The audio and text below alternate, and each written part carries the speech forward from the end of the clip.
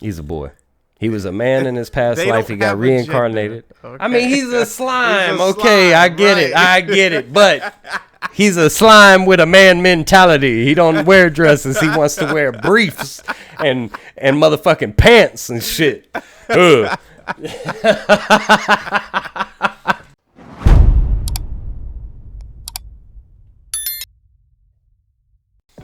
I had to tell a bitch. Crazy. Money over bitches. That's right, honey. But it's funny.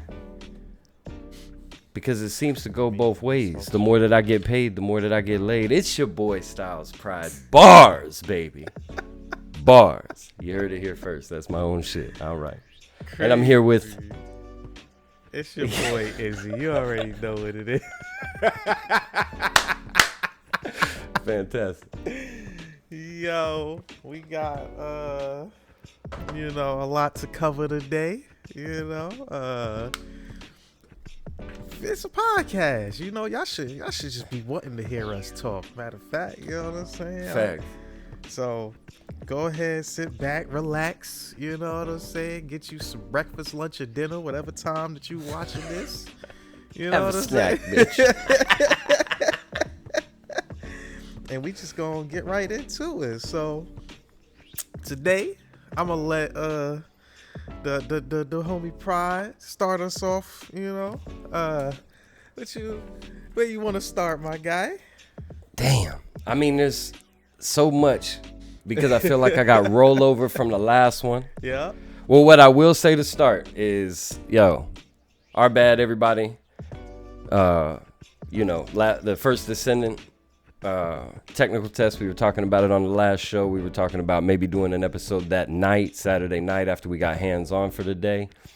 I mean, we fucking played that game from early in the morning. I know I was up without an alarm clock at like 5:50 and then on the game by like 6:30 and played that shit damn until I went to bed. So we did get some hands on with it, apparently. Yeah. And I think that's what I'm going to start off with, to be real, is just let's get your opinions, your thoughts. Give me everything that you got, however you want to lay it out. Where do I begin? All right. So, I was sitting there as I was playing, right? Or not as I was playing, but when I got done playing, and I was like, I should probably write down this stuff that's on my mind. Yeah. Because I'm probably gonna forget it, right? Yeah. But I was like, nah, we about to talk about it today. It's cool, you know what I'm saying? Obviously, that didn't happen, right? Right. And then Sunday rolled around and Memorial Day weekend. Yeah, that's right. Yeah. That's right. Sunday was Memorial Day weekend, so I had company. So yeah, I probably should have written everything down, but I'm just gonna start going, and then we'll see where we get to. So, to start, I will say, honest opinions off of what I played. I wasn't a big fan. You know what I'm saying? Damn, that's crazy. All right, keep it going. All right, See, I'm gonna try to go down a list of things and then see if some stuff starts coming back to me, right? So, okay, I'm gonna start with the positives, right? Yeah. You're doing the worth about now. So, the first thing I will say that I guess I liked about the game, oh,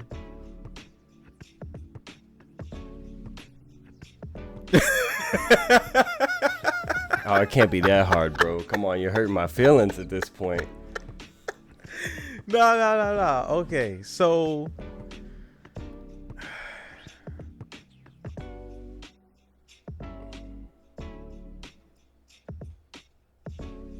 I mean, I don't know, because while I do like how it's set up, right? Like it's a mix. I see what you were saying, where it's like a mix of Destiny, as far as like the gameplay itself, which is cool. But the like Warframe side of things is in how you mod yourself out. As you level up, obviously you unlock more of your skills. But I don't know. All right, so I didn't the skills in general. Like as far as the characters, like as far as like the characters you have to select from. Yeah. I was going through the skills. I'm reading them. I'm looking at them. And obviously, we got all that money to try the characters that we wanted out, right? Buy all the characters. So I bought all the characters I wanted to try. But I don't know. It just, I guess when you think about it in terms of, let's say, something like Warframe, right? Mm-hmm. The skill kits for the characters, at least that we have right now, they don't have as much oomph as, you know, some of the skills that we see in Warframe, right? Like probably the character I had the most fun with was the Atlas character, right? Okay. Just because he had, you know, fun shit, right? Like, but the skills almost felt underwhelming. Like the ice bitch, right? She was cool, but really she doesn't really have much ability. Like she has a little frost throwing thing, right? A little frost bolt. Yep. She has the wave of ice. Yep. And then she has the speed boost thing. And then her ultimate is a little ball that shoots out fucking area of effect pulse tornado kind of The name of this skill is called a blizzard. That is not a fucking blizzard, okay? It's more like, I feel like that skill would have been better off basing it off of them copying Warframe. I feel like that skill would have been better off if they had called it like a snow globe, like they did with Frost. Real shit, because it's an orb that pulses fucking snow in the center. It's got all the snow rolling around like a snow globe. Like they should have just called it something like that. But yeah, I feel you. I also did enjoy using her, right? As far as like what was on offer for the game, I enjoyed using her. I enjoyed using Atlas. Yep. But I mean, the other characters I used, I wasn't feeling them, right? Like the turret guy. That turret was ass. I mean it. As far as how the gameplay of the turret worked, I wasn't a fan of it, right? Okay. Then he had the healing drone, which is cool. That was cool. Yeah. That's about it. I don't know what any of his other fucking abilities did, because that's why you didn't like him that much. A lot of his third ability, his 3, was the most important ability in his kit, which is that upgrade gun. So when you pop down one of your turrets, oh yeah, that's right. You shoot it with the upgrade gun, and it changes the effect of what it does. Also, I see what you're getting at, and it's not necessarily a counter argument, but it is something to add to the thought process, right? So Warframe, me and you both have hundreds, thousands of hours in Warframe, right? So all of anything that we base off of Warframe is going to be based off of our later end. So all of our full built characters, completely modded out shit, like you get used to that became the core gameplay because we did it for so long. That beginning game shit, I mean, that's what I'm saying though. I remember, you know, I didn't have an extravagant like climb to end game like probably like most people did, right? Remembering this shit. If you remember, when I first started actually playing Warframe was with you and fucking Def, right? And yeah. y'all started carrying me until I figured the game out, right? Facts. So and just jumped you to the end game so that you could get into the core content and know how fun the game is, right? Because the intro to fucking Warframe is long, it's retarded. Back then, now we're talking about before the new player experience or whatever, but back then, the fucking tutorial, there was no tutorial. It wasn't. That shit was garbage. It was ass. Like, all right, pick your weapons, go and fight fucking Vor for the first time. All right, now you're in your ship, figure it out.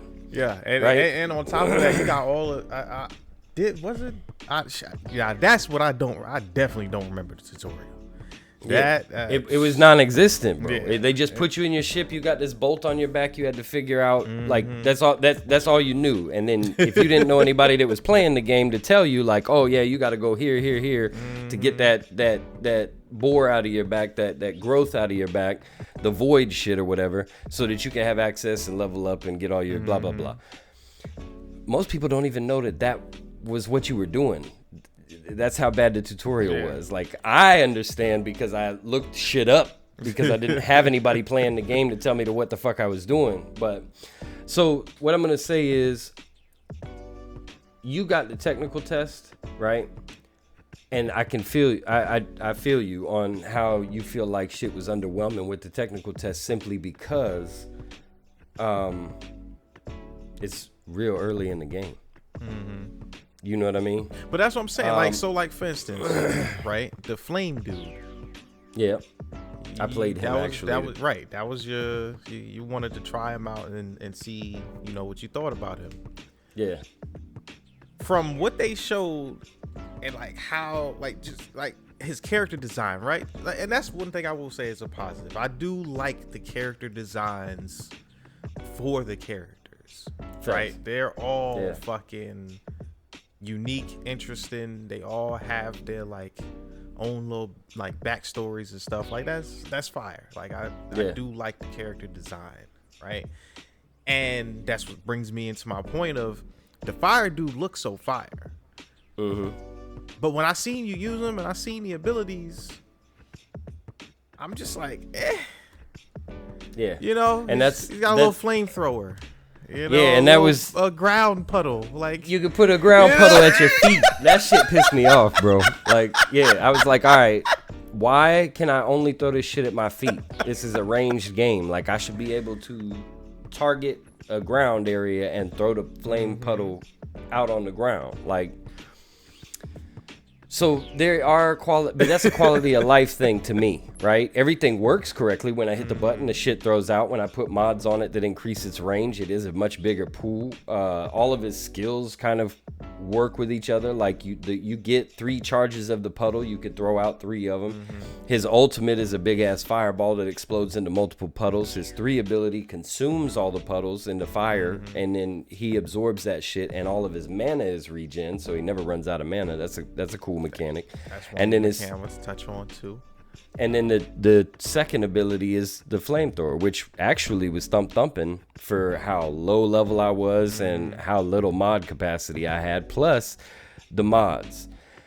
That's something I'm going to get into when we talk about what I think from the original beta or the crossplay beta to the technical test. So what I would say to you in regards to just that part of it is wait till the full game comes out and you actually get to level up a character and you get to put the potatoes in them or the formas and shit like that, and you actually get some mods. If you're interested in doing that at all, if it's killed it enough to where you don't even want to fuck with the game, I feel you on that too. So, all right. My next question then is, unless you have more to touch on that before I swap the subject, do you have more to touch on the character design? As far as like I said, one of the things I want to touch on is the mana. Yeah, okay. Maybe I was just missing something or I wasn't doing something right, but the mana doesn't like regen, right? Like, you're right. Unless it's built into their kit, or unless you've got mods for it. There are mods that'll give you a passive regen. that shit was getting on my motherfucking nerves. Let me tell you, like, when I wanted to fucking, I already feel like these abilities aren't, the best, right? Yeah. So now you telling me I can't even use these motherfuckers when I, you know what I'm saying? After, like, so I gotta like pick and choose the certain points when I want to use them in this open world where we're just constantly running around and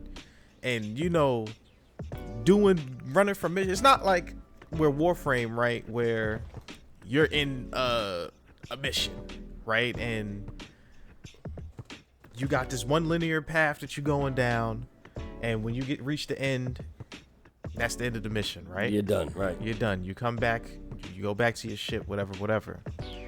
This is like you go from mission to mission, right? Like Destiny, right? You find the little beacons, the pylons, whatever you want to call them. You start up the mission, you run the mission, rinse and repeat, right? Yeah. I always felt like I was fucking out of mana. Like every time I look down, I'm like, God damn, like I just gotta worry about my guns at this point, right? And one thing where I will say, and this actually I want to compare it to what's the game? Outriders. Okay. Right? I forgot all about Outriders. That game had the potential to be dope as fuck. Yeah. But go ahead. As flawed as the game was, it definitely, I think the way it did its skills was probably much more enjoyable for me when playing a game like that, right? Did they even have mana in Outriders? I think for some reason I feel like it was just cooldown. Yeah, it was all cooldown. Okay. And I feel like cooldown would be much better in a game like Last Descendant. The first. You got it. I feel like First Descendant would benefit from cooldowns over this mana system. And I know, again, this is coming from early game, right? Pretty sure once you get deeper into the game, you probably don't have mana issues, kind of like how in Warframe, right? Like, no. It is actually exactly like Warframe. I don't know if there are multiple times in Warframe, especially on endless missions, when you get those enemies that just drain your fucking mana, right? There are multiple times like that in Warframe where there's not enough mana drops, because that's the same thing that's going on in the First Descendant. You gotta run around while you're killing shit. They expect you to be running around and grabbing loot, sometimes in the fight. And mana drops, just like loot drops, right? Which is exactly like Warframe. So I was used to that, and I have no complaints with that. But see, I felt like I wasn't even picking up any mana. I felt like I was never out of mana unless it was during the colossal fights, the colossi fights or whatever, the void, big ass gigantic boss fights. Bro, I would go in with a specific character that's targeting the weakness of a specific colossi, like the sister bitch or whatever the hell she's called, or whatever, the last one that we had available in the technical. You got further. Weakness to poison. Well, Freyna is my favorite character, so I played all the characters that I wanted to play, checked out 2 characters that I hadn't checked out previously, kind of redid a little bit of playing around with characters that I had played with, and then went back to Freyna, and then all day Sunday, well, half the day Sunday till my company came over. That's who I was playing with, trying to level up and max her out to the best of my ability. So anyway, she's poison, all poison. And the bitch that I was fighting, the colossal that I was fighting, is weak, her very weak to poison. I get 3 skills off and I ain't got no mana. for the rest of the fight almost. And then I'm waiting for her to spawn, because they don't have any ads. It's a big boss fight, right? So I have to wait for her to spawn her ads to get the drops for the health and the mana and shit like that. And I didn't feel like there was enough, like they need to spawn at a faster rate so that I have more opportunity to at least replenish my mana to keep using my skills, because I'm bringing in that character specifically for that weakness, right? Otherwise, I'll just play who the fuck ever, because it only matters what gun I got. And that's what I was. That's the right. That's crutch of what I was feeling. Right. It was like, yeah, these characters are cool, but at the end of the day, it feels like it doesn't matter which one I use. Right. Like, as long as my gun is good, that's all that fucking matters, right? Like, as long as I'm melting you with my gun, who cares what character I'm using? And that makes me feel like it's more in line with Destiny, because Destiny doesn't have all the skills, right? Destiny's got 1, maybe 2 skills, and it's per character class, because they don't have the different characters either. They've got the 3 classes, the Titan, the Sorcerer, whatever the fuck, the Warlock, and the, what's the rogue boy called? A Hunter or something like that? Gunslinger, I don't know. Yeah, I can tell you ain't played. But they've only in a while. But they've only got a thing no more. They got tons of different classes, subclasses, fucking. Right, but it's based off of the 3 character models. Like, you can build them different and shit like that. But it's based off. That's what I'm saying. Yeah, but the subclasses now, like, from my understanding, you can have a Titan, but you don't, like, you know what I'm saying? Your Titan and the next Titan gonna be 2 different Titans. Right? Don't even play the same, right? And that's based off of the subclasses and the skills that each subclass has. But are with they? my limited knowledge, that's what I'm aware of, right? Like, and I'm tracking that. But are they still themed towards? Like, I remember their first expansion when they brought out the subclasses to kind of mix up the gameplay. So the Titan went from making a bubble shield to making a shield that he could carry and run with. You know what I'm saying? So it's still themed towards that. I don't know, like, the details of the specifics about all the newest subclasses. I don't either. And stuff. But I just know that, from my understanding and from what I've heard when people are playing, the subclasses now make a huge difference. Okay. That's well, now I didn't forgot where the fuck I was going with all that. Now I'm thinking. Now I'm trying to remember. We were talking about how the classes felt like you didn't need really anybody, you just needed your good gun. Like, we was right. So with my build, well, just to go back to the core issue, right? Just to go back to the core issue for the mana. I didn't have any problems with that shit out in the open world. I never ran out of mana. They don't have enemies, even in the endless ones, which aren't actually fully endless. They don't have any enemies currently that, like, drain your mana, or that I was aware of anyway. So as long as I was being aware, like, oh shit, I can't use this skill. Okay, I need a mana pickup. So all right, there's one over there. Let me go run and grab that shit real quick, and I'll grab these 2 guns that are on the ground next to it. I feel like the drops should be more often, and maybe a slight reduction in skill ability cost for all characters across the board would kind of ease that up a bit, so to where I'm getting more than 3 uses, 1 use of each skill, not even 3 uses, 1 use of each skill, and then my mana bar is gone. Oh my god! So I thought I was tripping. But No. I was feeling that shit too.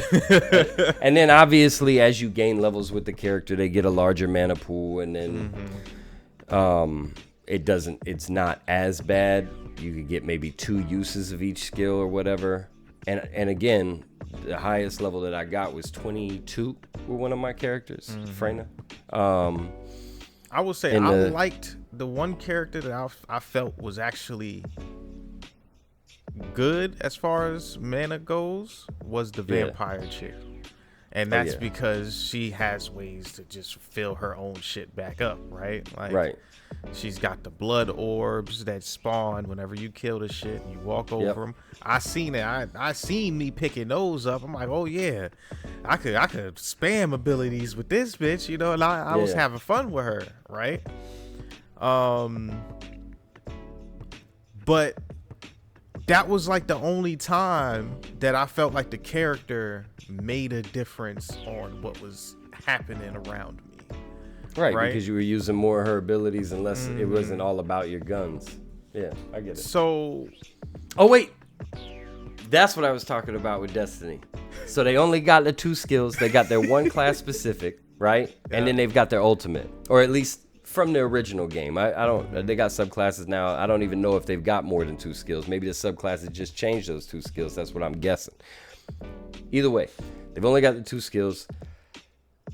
This shit is set up more like Warframe, where each character is designed specifically with 3 skills and an ultimate that's supposed to relate to their character type. And I actually appreciate that more. I think that makes for funner gameplay.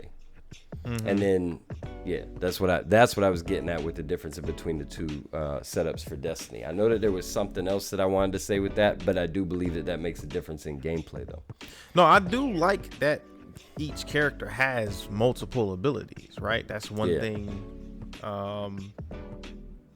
that I was excited for, right? Like when I seen it, I was like, oh my God, these characters are going to have... You know, I can't wait to see what all the other abilities are, right? And I'm going down and I'm looking and I'm reading them and I'm just like, you know what I'm saying? Like the one I got, and then the one I got excited for, the turret guy. When I finally got the turret out, I was like.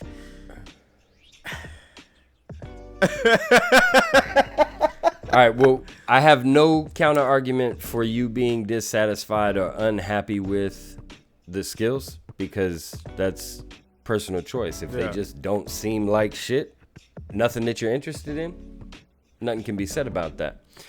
What I will say about the turret guy, though, is I played him in that crossplay. Now, that was a lot longer than the little day and a half. Yeah, that was another thing, too, right? It was like, it wasn't even a whole lot of time to really play.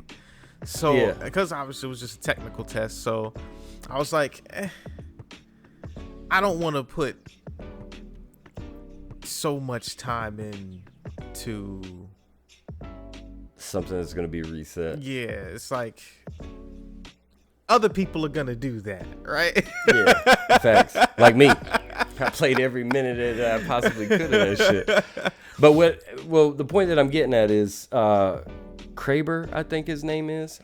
When I had him on the crossplay, because I was interested in him too, that fucking turret smacks.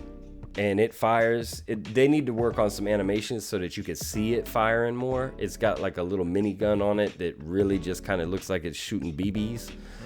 But when you increase the range of it, that ring that's around it that shows its firing range, obviously when you hit it with the upgrade gun, it's 3 ability, the range increases and it fires faster or whatever. But when you put range mods on the dude, it covers a whole fucking area. And you throw that shit out and you put some damage on it, that thing thumps and it hits everything. Like waves of enemies were coming at me when I was using them on one of the infinite defense missions, and that thing was thumping. And then that's what I'll say about that. So I think a lot of what you're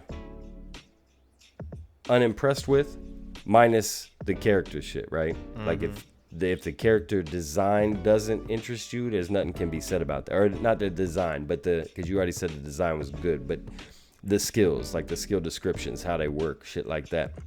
If that doesn't interest you or excite you, nothing can be said about that. But what I'm touching on is most of what I think that you were experiencing or that you're not as excited about is just because it was early game and your characters aren't built yet. Like the ice bitch, right? Blizzard. Imagine that skill. Like, I'm trying to think of somebody in Warframe that's got something that's like that, where it's a big orb that just pulses damage. Well, just imagine, you know how Warframe operates. So just imagine that skill with 2 or 3 stacked maximum range mods, ice damage mods increase, skill power damage mods increase, and then a couple of things for the increased shields or increased health like you do in Warframe, right? Now you're talking about a fucking globe that does look like a blizzard because it's covering more than half the map. Like, some of them skills get wide, bro. When I was playing the crossplay beta, I got Bunny's little pulse shit to where it almost covered the whole fucking map. And that's off of limited resources. Not all of my mods maxed out. I triple stacked 3 range mods and efficiency mods too. That's another thing in Warframe why we feel like we don't run out of mana, is because we've got efficiency mods stacked with other shit. So it's giving us damage and efficiency. So this game actually really feels mana wise, skill wise, when you get further into it, it really feels a lot like Warframe, which is why I was so hype about it, because I put thousands of hours into Warframe. I'm just bored with Warframe as a game. So I'm ready for something like that that's going to take up that kind of time, and I can put that kind of interest into it. But yeah. What I will say that I wouldn't say I describe it as fun, but I wouldn't say I describe it as not fun, was the way the story was going. I don't trust none of them motherfuckers. You know what I'm saying? I mean, that's yeah. I do know what you're saying. They actually cut off in this technical test. They cut off a part of the story that they had in the crossplay beta, and I was really looking forward to you getting to that part, and we didn't. And not only did we not, but when I finished off the entire story that was available during the technical, it was on Sunday morning when you had already put the game down.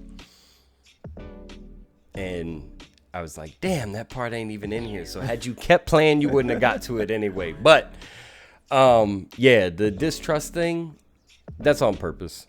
I mean, even the developers, when they go into the story, they got a YouTube video up on the main site, the dev deep dive into the story. They say the same thing. Like, they intentionally are making this set up so that you don't know who. So you're questioning the guide. You're questioning the people that are working around you. You're questioning, you know what I mean? Yeah. So I actually appreciate that, because that's the one thing that does keep me interested. Like, who am I supposed to be trusting? You know what I mean? Am I going to go vigilante at the end of this shit? Just take over? Like, I know that probably won't be the case, but. No, like I said, I will say I was interested in where the story was going. That's another positive that I have. And that's a big positive. Yeah. Because you normally are, all right, I'm bored with this story. Like, I gave it at most of the time, bro, you give it 2 days. I think your average is like 2 days of playing, depending on how much you play the game. And then if you're probably like, all right, this story is done, fell off, I'm skipping this shit, I just want to play. No, that's we'll get into Wuthering Waves here in a second. Yeah. No, yeah, I was liking where the story was going, but I it's one of those things where I want to see what's the outcome of all this now. Like, you done got me here, right? Yeah. Like, you got me doing all this stuff. I want to see what the outcome is. You know what I'm saying? Good. That's a big positive. I'll take it as a big positive. Shit. Man, I know how you play games, so. Yeah, no, yeah. If that story is trash, you better hope I like playing the game, because. But. Yeah, I mean, what else did I have? My other biggest gripe with the game was the loot system. Oh my fucking god! Good, because I wanted to get into that. That's something I personally want to bring up, and it's probably not for the same reason as yours. But go ahead. I got to bring up Outriders again. Okay. I got to, right? Yep. because their loot system is pretty similar, right? Yeah. I did not like Outriders' loot system for the same reason I don't like Descendant's loot system. Yep. Why do I have to stop in the middle of this fucking match in order to go through loot that I'm gonna fucking dismantle anyway? Well, right? It's like flashbacks of Diablo. When I see inventory full, bro, in a loot-based game, it does something to me, bro. Like, it brings up a fucking aggravation that I just cannot explain. It's like, oh my God. Like, as looter shooter players and as people who play loot-based video games, right, we know the most effective thing to do is to get through whatever the fuck you're trying to get through as fast as possible, and then go through your loot. Right? You motherfuckers in the middle of me fighting, like, all right, let me go run over, pick this up while I'm dodging some bullets. The fuck? Why not?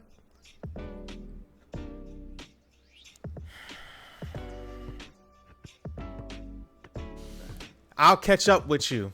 I gotta dismantle my fucking loot. Oh my God, that shit, bro. All right. So, And it really shows itself when you're not even thinking about it, right? It's not something on your mind because you're already upset with it. And then you get into a game with randoms. Yeah. And now you really can't do that because it's yeah. I did that. Yeah, I did that. Oh. I did that. And was aggravated as well. Oh my God. I hate when games do that. Oh my God. Yeah, I do not have. I agree with you. Let's just put it that way. I'm not going to defend them on this. The only thing that I'm going to say is, and this is just me trying to process it, like, how the fuck do you put out a game in 2024, a looter game in 2024, and you're not Blizzard, so you're not trying to sell me inventory later, because that's not even in the shop. So how the fuck do you put out a game where there's not enough inventory space for me to pick up shit when the whole game is based off of picking up shit? All right, so I thought about it, right? The only thing that I came up with, the action and the pace of the game is good. That's what it is. My inventory, I wasn't stopping. Like, another one of the things that I had commented on, I think on Saturday when we were playing, right? Mm-hmm. Is that I like the way that the system is structured for missions. You have to go hit a beacon in order to start a mission. Now, a lot of people in the crossplay beta were complaining about that. That was one of the biggest complaints. The world seems empty, it's dead, it's desolate, it's this, it's that. I prefer that shit. If I hit the beacon, I start the mission, all of a sudden there's tons of shit spawning in, and it's consistent, it's constant, it's fun. Now I went through the mission, I want to check my loot. It's a fucking looter shooter, right? They added mobs that just randomly patrol the area. Now that's my aggravation. I'm counter the other guys. I want to be able to go through my loot without start getting shot and then having to stop in the middle of doing that shit to fight off this 3 fucking enemies that I don't really care about because I'm worried about my loot at this point. All right, so that's a whole different thing entirely. But what I was getting at in regards to that shit, the only thing that I could come up with is I didn't stop and take breaks to go through my loot, because I was interested in having fun during the gameplay. I wanted to see the next story scene. I wanted to find out what happens next. So once I got past all that, and I was stopping in between missions and shit like that to actually see what my upgrades were, and I was a little bit further in the game looking at my mods and shit like that. Not that my mod inventory ever filled up. I don't think that that's the thing. But I didn't have those issues anymore. So it's not a counter argument. I don't think that your inventory should ever fill up. that's what I think was happening to us, because the inventory space as you go through mastery ranks increases, right?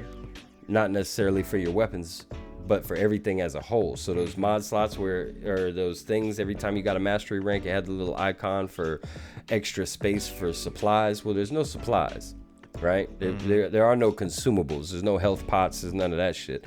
That was actually adding to your inventory count for free. Yeah. Every time you get a mastery rank, you get more inventory, right? So maybe that's another reason why I felt less as well.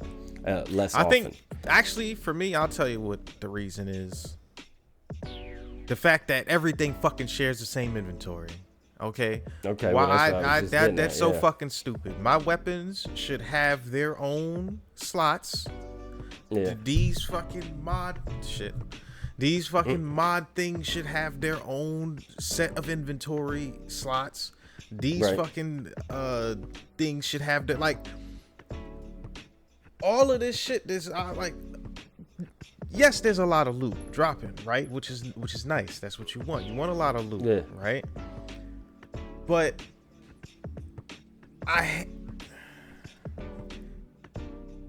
why like, if you gonna make, God damn it, if you gonna make the shit if you gonna make the shit share an inventory, put all of the shit in inventory, like, you know what I'm saying? Like, because just make it bottomless. I like the organization of being able to compare just these items with these items, regardless of whether they share inventory. Just make it bottomless if you're gonna do that, right? That's how I feel. Yeah, or give me more space, because it's like, okay, I went through my weapons, right? Yeah. I went through, like, I went through this shit. I forget what they're called. Close it out. All right, I'm good to go for another mission. Boom. I'm going through the mission. My inventory done filled up already. I'm not even done with the fucking mission. Why is my inventory full? Oh, because I forgot to go through these fucking things that also take up inventory, and it's a fuck ton of them. You know what I'm saying? And I get it, like, and obviously after a while, like you said, you start getting to a point where you figure out where you can go through your shit and get rid of shit and like all that. But I don't know. Again, this is probably I get it. I get it. I hate stopping for just to dismantle pointless shit. Right. One thing that I will say Outriders had, I guess, over, I could say, Descendant, is when I picked up some new loot, I actually did want to go through each and every weapon, because it wasn't just about the damage, right? It was also about the other skills that was out on the like that came with the weapon, right? Right. Each weapon had like a skill that would change either your skill or, you know, do something for you that just made you stronger, right? And to the point where sometimes, you might get a new weapon that has more damage, but you like, I'm losing my damage, skill, right? You get into that later in the first Descendant once you start getting more legendaries. They only had,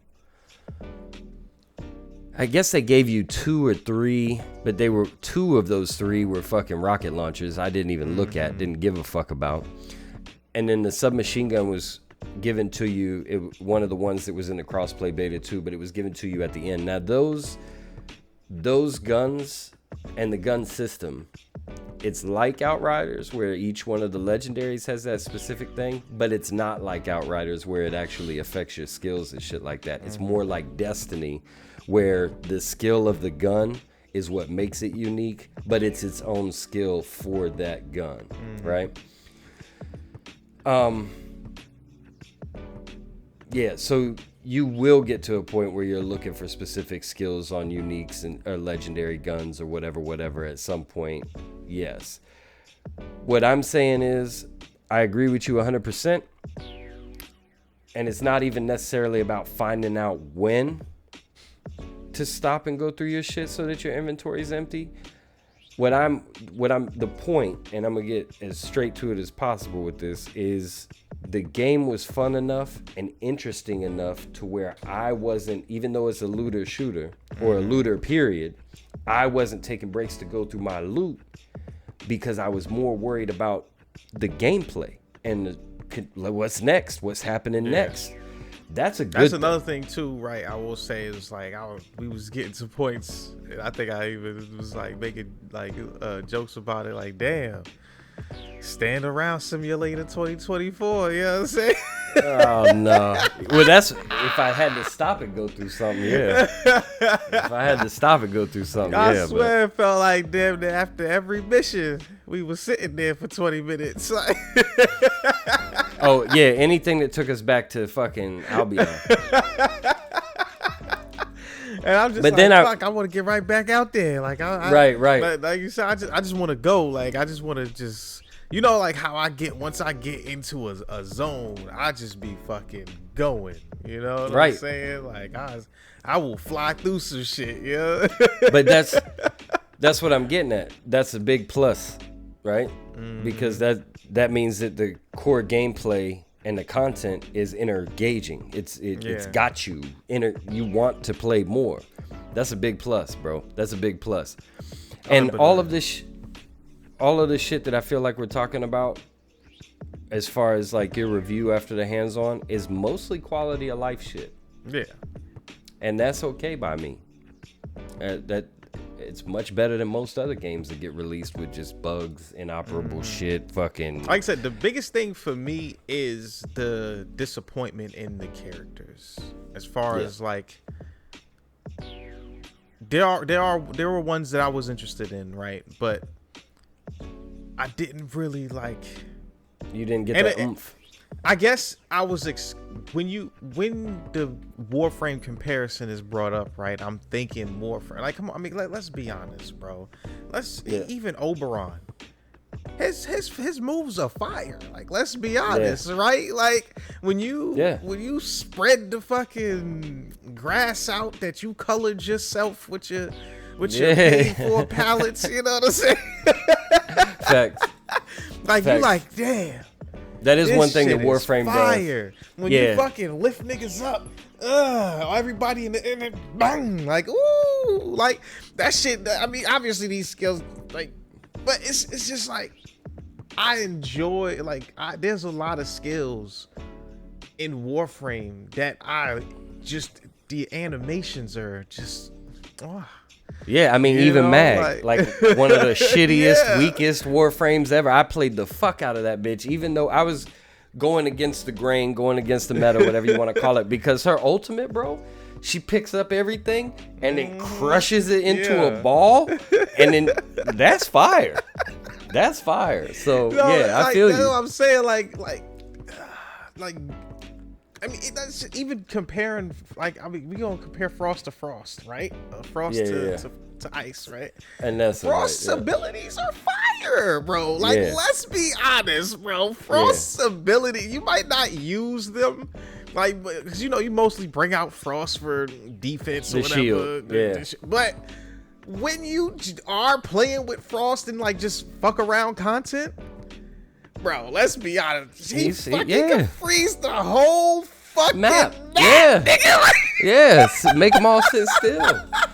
But that's that's what I'm talking about. Like, bro, Frost is fire. Like, but that's what I'm talking about though. In order for Frost to be that fire, I remember Frost when I first got Frost, he didn't feel fire. His little orb didn't cover anything but him, and you were trapped in this tiny little snow globe with you got to keep your arms in and shit, you know what I mean, and inside the ride at all times. Otherwise you were dead. His little ground Frost shit just only went like a foot in front of your face. You're like, what the fuck is this? What's that? Is that like he just made a little fucking nap spot? He's gonna sleep right there. He likes the cold. Like, so I'm telling you that your disappointment in the characters, you're expressing that you're interested in the characters, right? Yeah. You're expressing it. But the character designs are fire. Right. Well, what I'm getting from it is that you're expressing that the character design is tight, but you felt like the abilities were lackluster. You didn't get that oomph, that power, that screen wipe, that screen freeze, that pick them up and crush them type shit. Not necessarily the animation, but it just didn't feel powerful. So what I'm going to say is the same thing I said before. We're comparing it to characters in Warframe that are completely modded out and maxed out. These characters will do that. Even at only level 22 or 23 with Freyna and the limited mod capacity, right? I couldn't put the Orokin cell. I'm just calling it Warframe names because I know those items, right? I couldn't double my mod capacity. I couldn't forma my fucking mod slots. Even with the shit that I had available for her, I had a big chunky fucking range for her poison cloud. If I threw it at a group of enemies, all of them died as they're rushing to me. I love that feeling. Like you didn't even get close to me. Your fucking health bar ticked down and you just deleted. Big groups of enemies. That's the type of shit I like to see. Destruction, strength, power. Look at my power. I'm killing hundreds of mobs. You know what I mean? Before you even get close to me. I felt that at only level 23. With limited mod capacity. So imagine how much stronger them bitches get when they are maxed out, fully kitted, modded to access. Like you've got points that you're not even using and all of your mods are capped out. We got onto, that's the last thing, that's what I wanted to say on that. It's just like a final thought. But we got into talking about the looting system, right? I want to go into what I wanted to talk about with that shit as far as not the capacity, right? But the mod system. The mod system, actually. All right, so in the crossplay beta, and I don't know if they did this intentionally during the crossplay beta, but it just doesn't seem like a mechanic that would be changed in a game simply for the sake of a beta or a technical test. Now, we did not have the same repeatable missions, the same special operations in this technical test that we had in the crossplay beta, but they're similar. They're similar, just different maps and shit like that, and different gameplay modes. In the crossplay beta, the fastest way to level up a character, I was getting characters and getting them to 30, which was the cap for the crossplay, in 1 or 2 missions, right? Kind of like what we figured out in Warframe. Yeah. There were specific missions you would run to a certain tier. Boom, you've maxed out the character. You don't have to wait for the leveling process.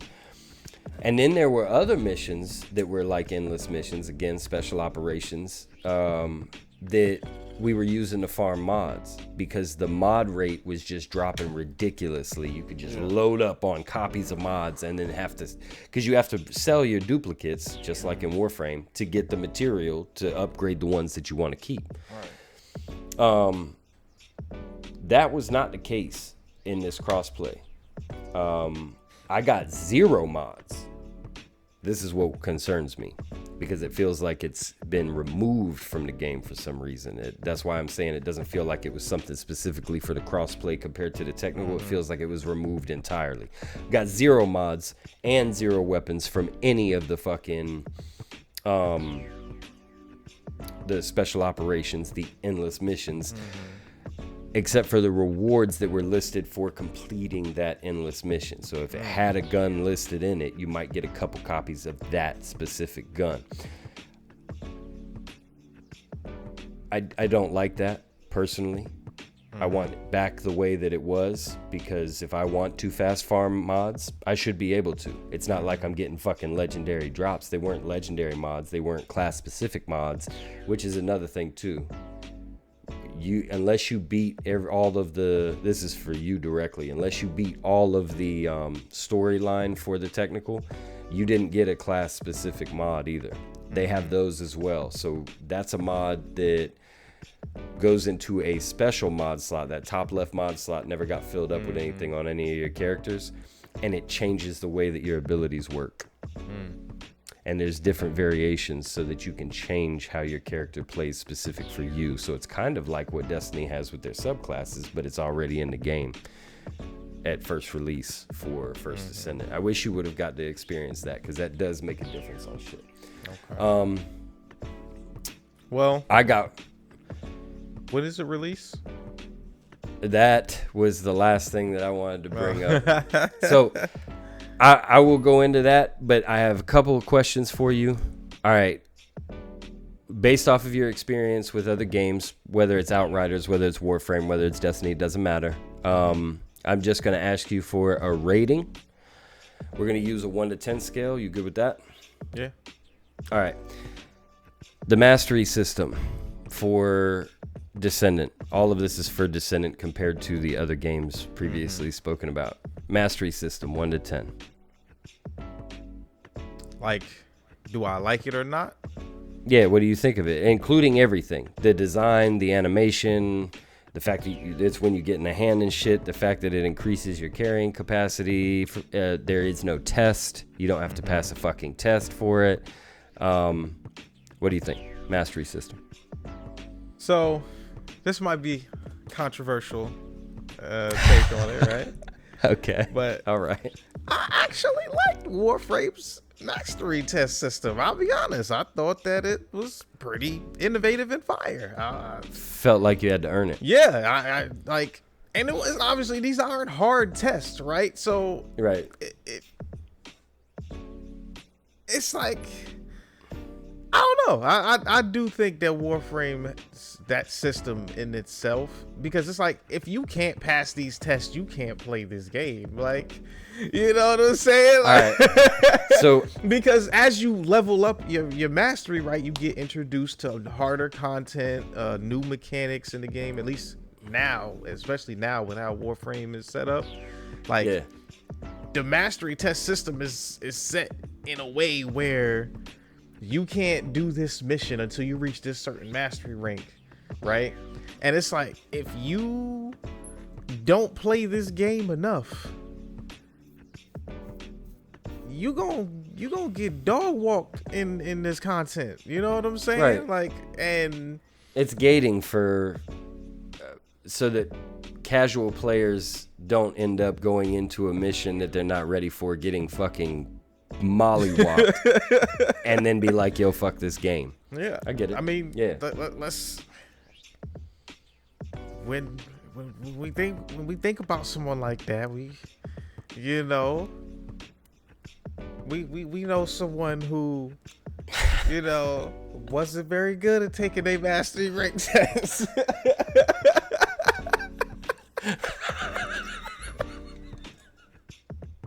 But he could play the game, though. He can play the game, yeah. Yeah, he could play the game. And tests were just a little bit much, I guess. All right. But so I will say I do like the animation. But it's the same animation. Yeah, every so, time I didn't like. But after a while, I'm just gonna be hitting skip, right? Yeah, I was doing that shit during the technical. Shit, I had already seen that animation so many times. I thought that there was a variation in the animation depending on the character that you played when I was in the crossplay, and then when I realized that it wasn't, yeah, I've been skipping since then. So I'll watch it once when the game actually releases. The first time that I fucking mastery rank up, I will watch that full animation to enjoy the art design that was created by somebody. It took somebody's sweat and tears to craft this beautiful animation. But after that, it's getting skipped every time. I got more shit to do. So, I don't know how many mastery ranks you can get. But I do not. The mastery ranks that I got, the increase to the space was always +1. Yeah. So mod capacity was always like +10. Yeah. No, I thought or 8. It might have been +8. Fuck, I can't remember now. But I know it was a nice jump. I don't remember, honestly. Overall,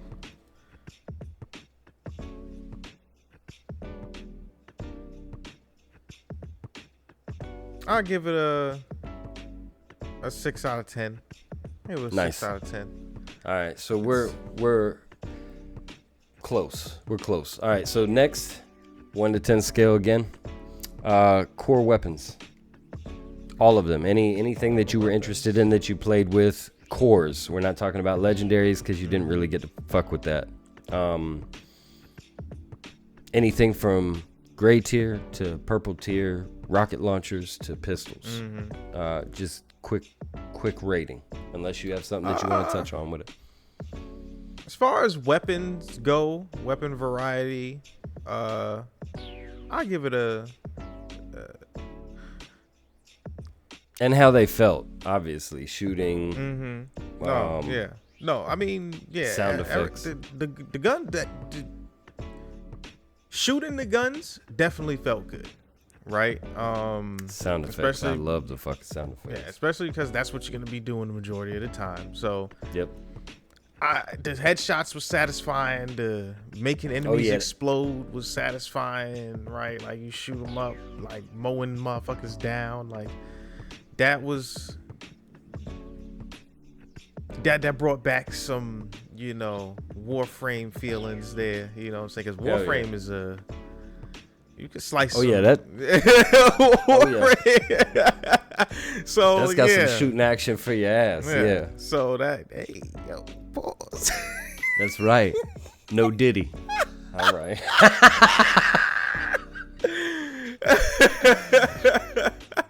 Nah, but yeah, that was the guns. I give them an 8.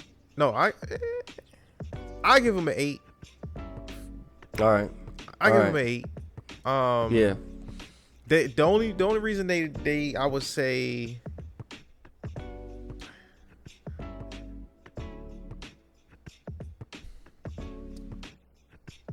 Yeah, I didn't get enough time with all the other guns to really give a full, solid overall opinion on how I think the guns felt. And then, like you said, I didn't get the legendaries either. Yeah, so, this is just based off of what you did experience. There's no worries about that. I give it an 8, but that's. The shooting definitely felt well. Once I fixed my settings, yeah, because that I don't know what the fuck they're thinking about with this starting as sensitivity, but holy shit, that was ruining it for me. I will say at the beginning. That shit, I was like, yo.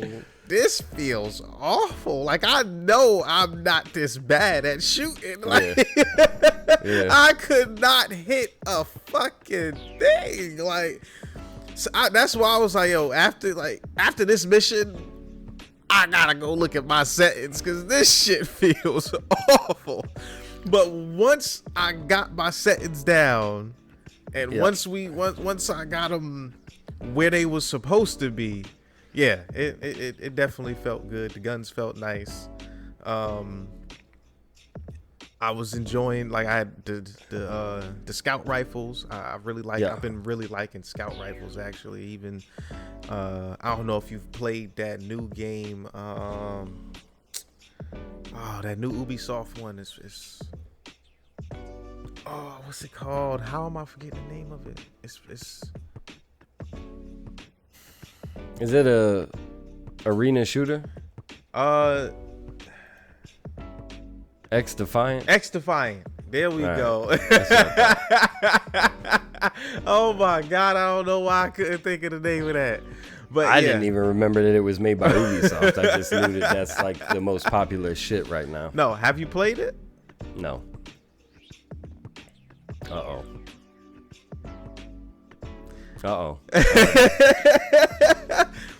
I think after we get off of here, we should get on some X-Defiant. You know what I'm saying? Just my opinion. You know what I'm saying? Is it on Steam? I got it on Epic, I think. No, yeah, it's on Epic, I think. All right. Yeah, we'll look into the download when we're done. Yeah, but I think you should give it a try. I don't know. I'm just saying. I'm good with it. I'm good with it. You don't gotta sell me, bro. I'm ready. That's what I'm saying. I don't want to sell too much. You know what I'm saying? But I think you might find something you like in here. It's different.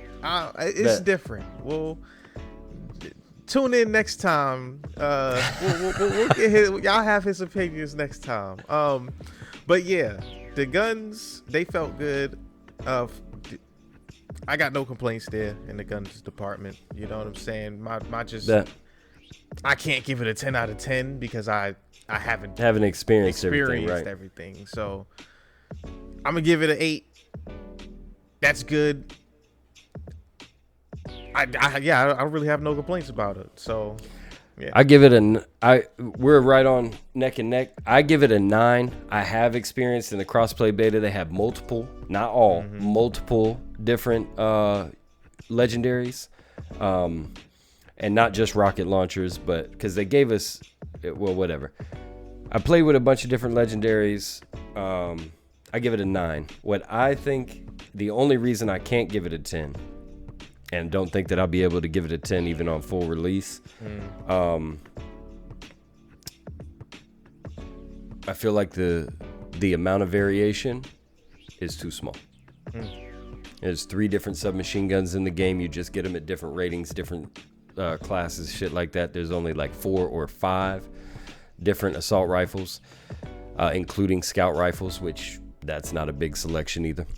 It just needs to be a little bit more of a selection. And then the one thing that I will say that I want to highlight that you brought up, that headshot sound, that cracking, popping, skull crushing sound that they added so you know you got a headshot. I love that fucking sound effect. Whoever did that, props to you. Okay, on to the next one. So we've already touched on the character model so much already. Just give me a quick rating on that, 1 to 10. 10 out of 10.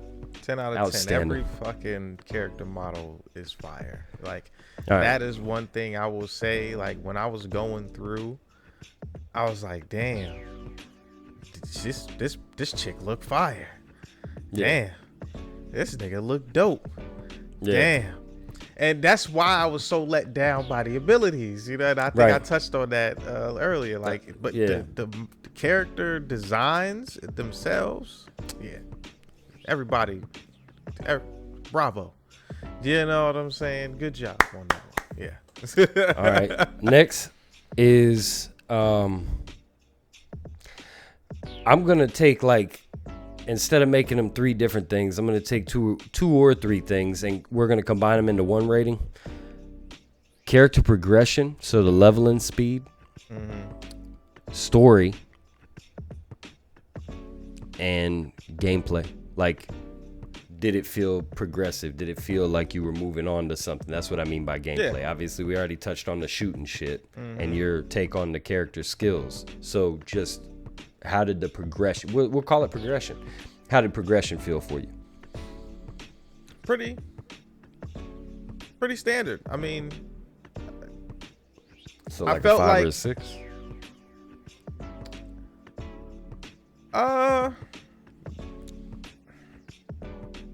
No, I'll give it a 9. Outstanding. You're above me on that one. That's, bro, I'm impressed. I like that. It's actually fun for me to get like an honest opinion from you in regards to shit like this. Like, this is the shit we used to talk about when we were on the Xbox all the time and be on the headset. Like, we'd be fucking reviewing games, but this time we're actually just recording the views. But this type of shit is fun for me because it's like, damn, all right, okay. And then you give me a different perspective or I give you a different perspective. All right, so a 9. Give me a little bit of an explanation on why you a 9. Why a 9? Why a 9?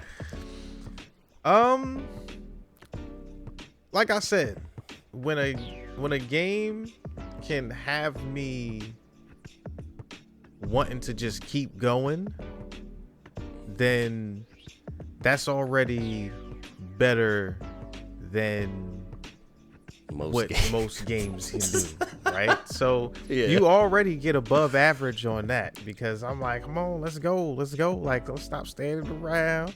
I want to keep going. You know what I'm saying? Want to see what happens next? I already done talked to everybody. Damn, you ain't talked to everybody yet? Like, yeah, I do remember that. I'd be like, did you already talk to the bitch? Yeah, bro. Come on. I liked how, you know, the like you teleport out. That shit was fire. Yep.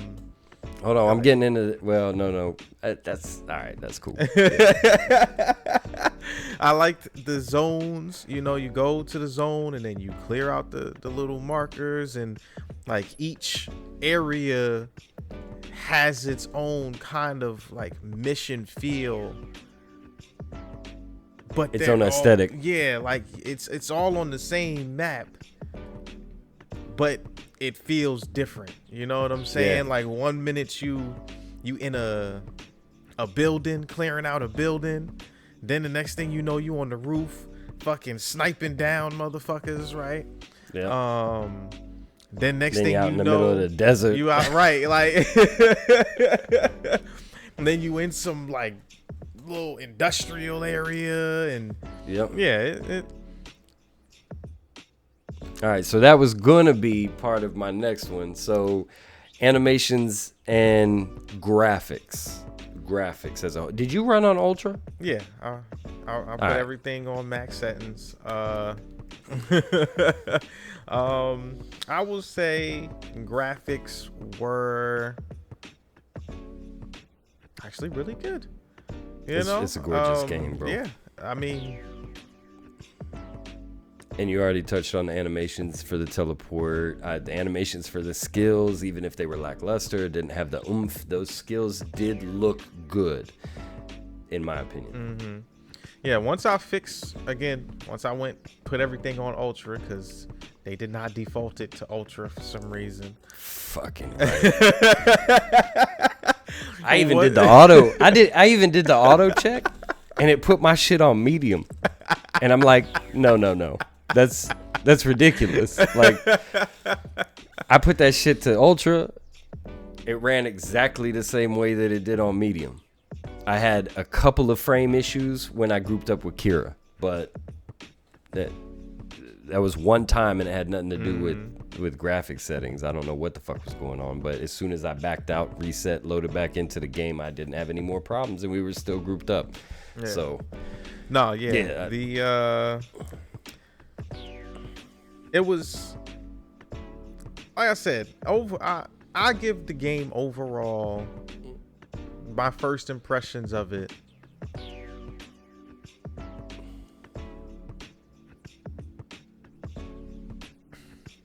for me, it was probably like a 6.5. Oh, like, all right, that's fine. And I mean, again, it's your. It's like, the new player experience does matter to a game too, right? I hate when people say, in order to have fun with the game, you have to beat the game, or you have to get through the first 20 hours, or you have to get to end game. Once you say, it's like, why don't you want me to have fun throughout the entire time I'm playing this game? Right. First impressions are the most important. So Holy shit. I can't give it any higher than a 6.5. Honestly,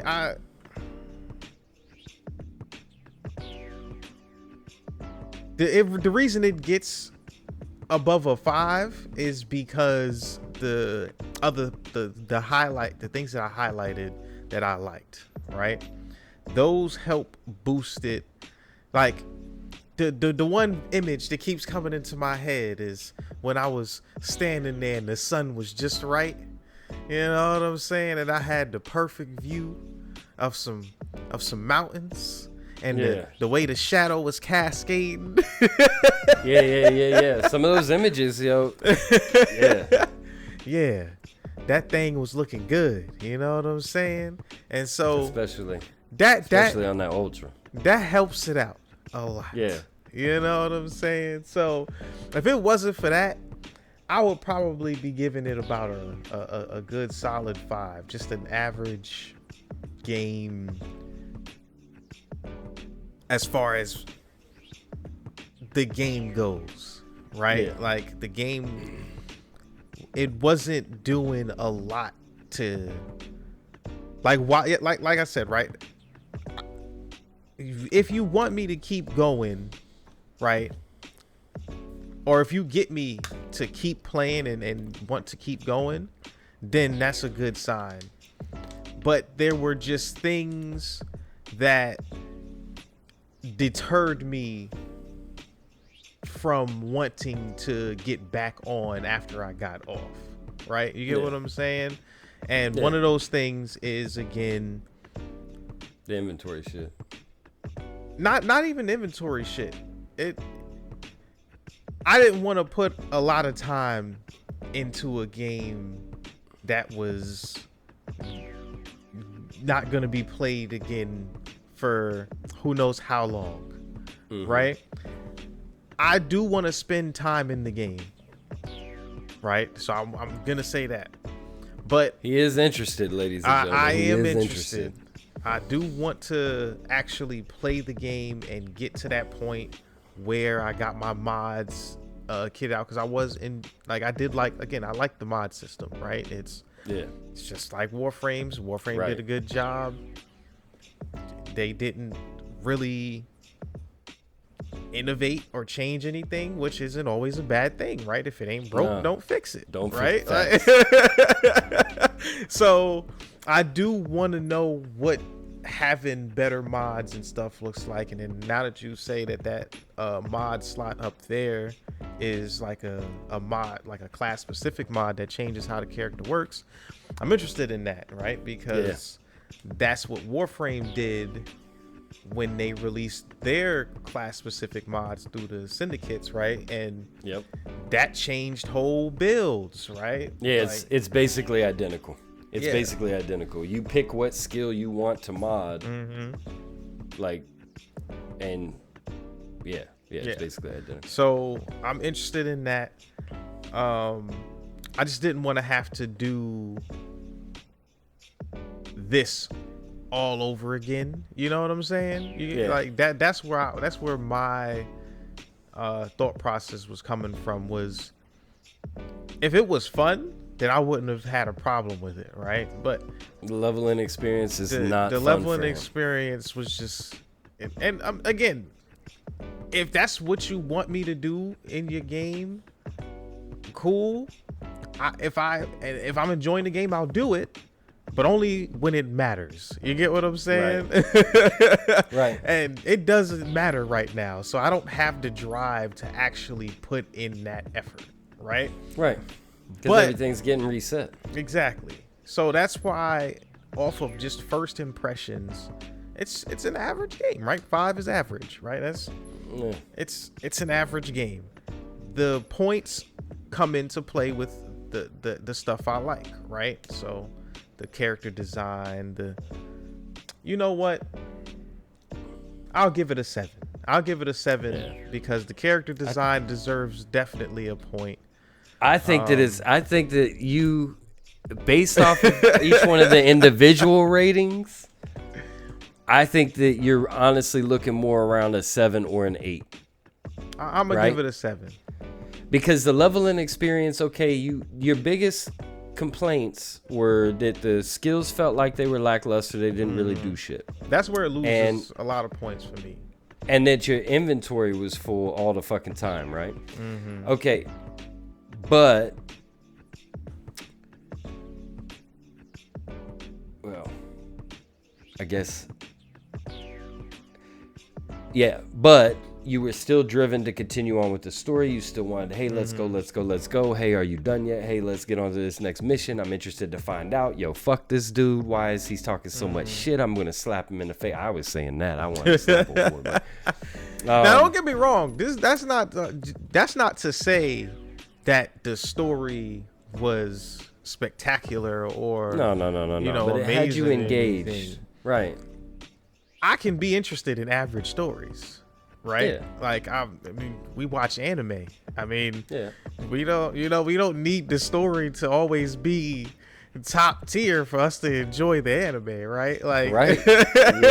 I'm looking for It depends on what type of anime it is, but 90% of the time I'm looking for that power, that godly character that just destroys everything, and a cool art concept. Yeah, exactly. It's the same thing with gaming. You know it's what the I'm same saying? thing with Right. gaming. Like the story is Yeah. enough to keep me going, right? Yeah. So, yeah, I'm going. I want to see where this goes. But that doesn't mean it was an immaculate story. I just want to see which one of these motherfuckers is the traitor. You know what I'm saying? And when do I get to kill him or her? That's what if I I want to see which one. I don't trust none of them. Like I said, you know what I'm saying. Yeah. So again, when you know, it's decent, right? Yeah, I this is the thing with like really rating a games on first impressions, right, rather than a full overview. Yeah, but it it's really limited loses points. Really, like I said, it really loses a lot of points on character, at least from what I've seen in the character skills. Yep. And the other part where it loses the points is the well, I said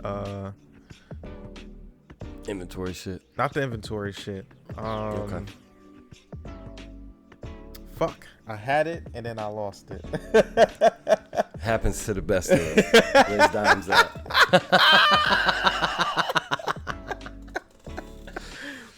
Not the oh yeah, like we were saying, the fun factor as far as just as starting out, right? Like, say what you want about Warframe. Mm-hmm. It is fun when you first starting out, right? I am the complete opposite of you in this one, brother. Warframe, when I was first starting out, I put that game down. I downloaded it, played through the tutorial, was stuck in the ship, didn't know what to do, didn't know anybody that played it, and was like, yo, fuck this game. No, I did that. Did not play that game for like 6 months, 5 months, and then got back on it out of boredom. Just let's give this game another try. I was interested type shit. And then still didn't like the leveling process. And matter of fact, nobody likes the leveling process in Warframe, so much so that people are constantly finding whatever map gives the most XP so that you can max out your fucking mastery as fast as possible. I didn't even like the start of the game for Warframe. And why I say that we're on opposite spectrums, I had a fucking blast playing First Descendant on the crossplay beta, my first experience. Not really holding it to any other standards. I thought that the leveling speed was just enough to where I felt like I was progressing on a consistent basis. I thought that I was already hyped for the mod system just because I liked that style. Yeah. I liked it in Warframe. I like it in here. And then I felt like the gunplay was good. The skills were cool. And even if they weren't really powerful to start, because I have experience with Warframe, I knew that they would be, and I was just already thinking in my head like, oh, I'm going to increase the range on this, I'm going to increase the duration on this, I'm going to increase, and obviously power on everything. So my leveling and my intro experience to the First Descendant was fucking fantastic for me, but my intro experience for Warframe was just a fucking shit show. So we are on opposite spectrums, opposite sides of the coin. Okay. When it comes to that thing. Okay. But that should just go to show too, right? Like we go always right. We go always have, our own that's why opinions about things, right? Yeah, that's why this shit is interesting to me. But yeah, I mean, like I said, I want to give it time when it releases. Let me know when that happens. Well, that's the last thing that we're going to touch on with it. Overall rating for you, give me a number. Just a number. I'll give it a 7. All right. I'm going to give the game a 9. I'm hyped for it, super hyped, but it's not a perfect game. There are other things that we didn't touch on that I don't super feel are important to touch on, and we have already spent an hour and a half on just the First Descendant. That's why I kind of want to wrap this up. So, from what I understand, now this is just my thought process. This is in regards to the release date. Went on the website. filled out the survey for what I think needs to be addressed, fixed, any kind of bugs, issues, frame issues, to fill out the survey for the technical test. Went back on there, saw that there was a special announcement. They did the review of the technical test bullshit, but at the bottom there was a special announcement that has been announced to be happening. So the announcement didn't come out. It was the announcement for the announcement on the 7th. On the 7th of this month. Now, if this is the final technical test, the wording final, I'm putting a lot of emphasis on that personally. The only thing else that they can fucking announce is the release date. And it's been said that it was going to be summer of 2024 for fucking 2 years now. So I'm expecting on the 7th we get an actual release date, and or they go, hey guys, it's June 7th. Welcome to the first Descendant. That would be awesome. I would be really hype if that was the case. But I'm really expecting the date for the release. Well, I mean, it seemed like it was in a pretty solid state from what I played, so that's where I had no that's issues. another thing that gives them some points is like waiting to release the game. It wasn't a buggy complete garbage dumpster fire mess, right? So props to you for that one. You know what I'm saying? Facts. Make a game like they used to. Yeah. But anyway, I want to touch on Wuthering Waves for a little bit. You know what I'm saying? And by the way, ladies and gentlemen, this was a game that I brought up. I found out about. He had no idea it was coming out. It was just supposed to be a time killer. Now, with that pretense, please continue. Listen, I went into Wuthering Waves kind of with low expectations, right? Okay. I am quite impressed, and it's probably not for a reason you think, right? So, as you know, I'm a gacha game, player, or at least so I used to be really heavy into gacha games. And back before they became mainstream. One thing that I always wondered was like, man, why there ain't no gacha games on consoles, right? Like, and then as I'm playing this game, and I'm like, this is a gacha game. And then I'm thinking like, wait, and this is compared to Genshin, which was on PlayStation. PlayStation, yep. Exclusive, yep. And so I'm like, these motherfuckers did it. They done figured out how to get gacha games onto consoles. I gotta give it up for that. Cause listen, not only did they figure out how to get gacha games onto consoles, they actually made it fun. Yeah. You know what I'm saying? Genshin was a ton of fun. I just didn't have anybody to play with because I was on PS and I fucking put it down. I'm sitting here, and at first I was using the first character, and what was that? I don't know. We still good? Alright, we still good. Anyway. So I'm using the first character, and I'm going through the little tutorial, and this might touch on a little subject that we spoke on the last episode. I was using the controller, and I'm like, damn, this feels good. This feels nice. Like, it actually feels good on this controller. Okay, I was a little worried because mobile games, because it's a mobile game, right? So I'm like, how they going, like, how I'm curious to see how a mobile game feels on a controller, because I've never really I didn't play Genshin, right? So already off just my first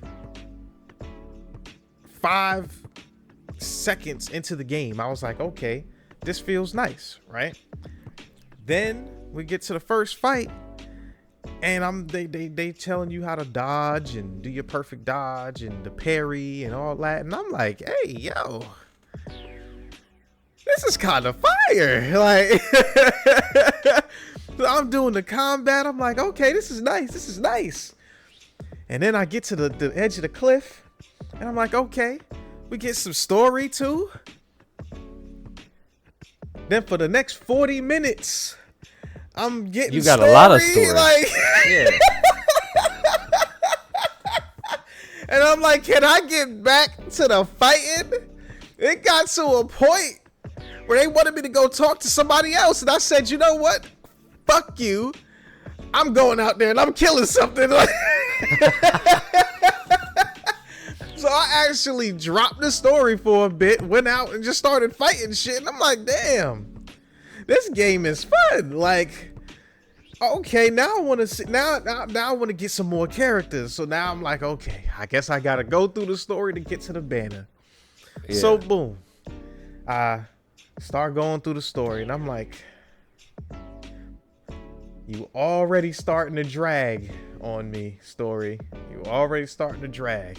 Oh, I can finally go out and fight something. Finally. Go out. I forget what the hell it is that they wanted me to fight. And the reason I forget, because as soon as I was done, all right, come back to town. We got another hour of story for you to fucking get. I'm like, yo, I like some story, okay?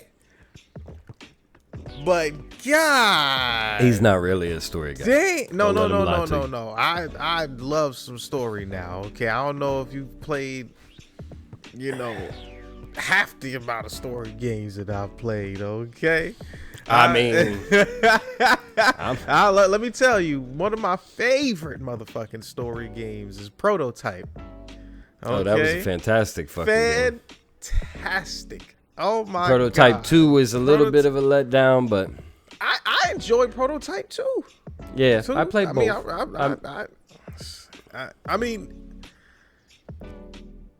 I think Alex is a much better character than Prototype 2's character. Let's just be real like that. Man, oh my God, we could get into a whole shit about that. Let's not do that. Facts. And we talking about a 90s game now, boy. But yeah, so I love story just as much as anybody else, but damn, I'm actually enjoying the combat. Let me play the game, okay? Yeah. The combat is fantastic. Okay, I love the swapping in and out of characters, and it combos into that, and like their ultimates can help you on the next character that you summon out, and you can use that to buff your character, so you kind of do it in like a rotation to where super fire. The enemy variation, I've seen tons of different types of enemies so far. I like how there's like different biomes and shit. Right now I'm like doing this Sea of Flame part of the story. And that's not even part of the main quest. That's you get led into that off of the main quest. It's an exploration quest. Yep. I'm doing that right now, but I'll be honest with you, I've already gotten to the point where if it's not actual voice acted cutscene, you're skipping that. I'm skipping that shit, bro. So then basically you're skipping everything except main quest. I think. Okay, not everything except main quest. You're skipping exploration quests, sub quests, dailies, all of the other bullshit. But when you're doing main quest and the character specific quests, those are voice. Like, I ain't gonna lie, the little white haired the tiger. I did his companion. Hey, when I got to use him. Listen, let me tell you, first of all, I gotta give them some props on this one too, because that moment when you go from third person into that little 2D side scroller. Yeah. Oh my, that was amazing. Like, I'm gonna be real with you. Like, I was like, hey, this is dope. I hope there's more sections like this, right? Because that was fire. Like, yeah, that was cool as hell. That transition was fire, and the combat didn't. It's not like it. The combat felt different, right? Like, it was still the combat that. Yeah, facts. I will give them that. That was a nice way. And even going in and going through that, like, just the different mechanics. I love how this is probably it's opposite of what you said on the other game, but it's a different type of game. I love that the world is populated with so much shit to do. Right. Yes, like, I agree with that on this. Because of the style of game. It reminds me of another game that we spoke about briefly. That I really enjoyed was that Ubisoft game, Immortals Phoenix Rising. Like, I didn't finish it, but that has nothing to do with the actual game, right? The game itself was fantastic. The way you swap it reminiscent of that, right? You swap in between your weapons. You go from using your hammer into your sword into your spear. Like, that was same type of game, same kind of concept, but it's with characters. Like, listen, Wuthering Waves, I'm not playing it as much as you, obviously, because you're way higher level than me. But when I am playing it, and again, the reason is it's so much fucking dialogue. Like, I want to get further, right? And then there are parts in the story where it tells you specifically you cannot continue the story until you hit this union level. Right. That's when you're out there doing all this other shit. Now, if you jump into side quests and shit like that, it's the fastest way to level up your union level. Oh yeah, I got a list of side quests that I gotta do after I get done with this exploration shit. I haven't touched not any side quest unless I absolutely felt like it was needed. I've done 2 exploration quests because one is the one that it leads you into right after that first bit of story for the flame shit. I finished that, and then the other one unlocks a shop where you can get a free tier 5 or tier 4 weapon out of the shop. And it's time gated, so you do the first part of the quest, you have to wait 24 hours before you can do the second part. I just so happened to see that on a tips video or whatever, and I was like, that's a good tip, I'll do that. I'll have to do that too then. Like, but I'm out there bopping. Like, it gives that gotcha game too, right? Because you got your weapons that you gotta upgrade to get better. You got your armor. You got your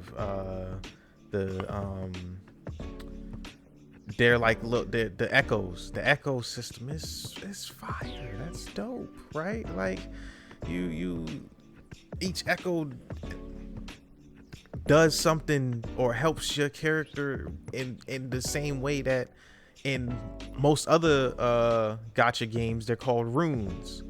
Yeah. But they figured out a way to, like, implement the runes into the gameplay. And you interact with, like, so it's an incentive to go out and farm go to different areas and attack different beasts.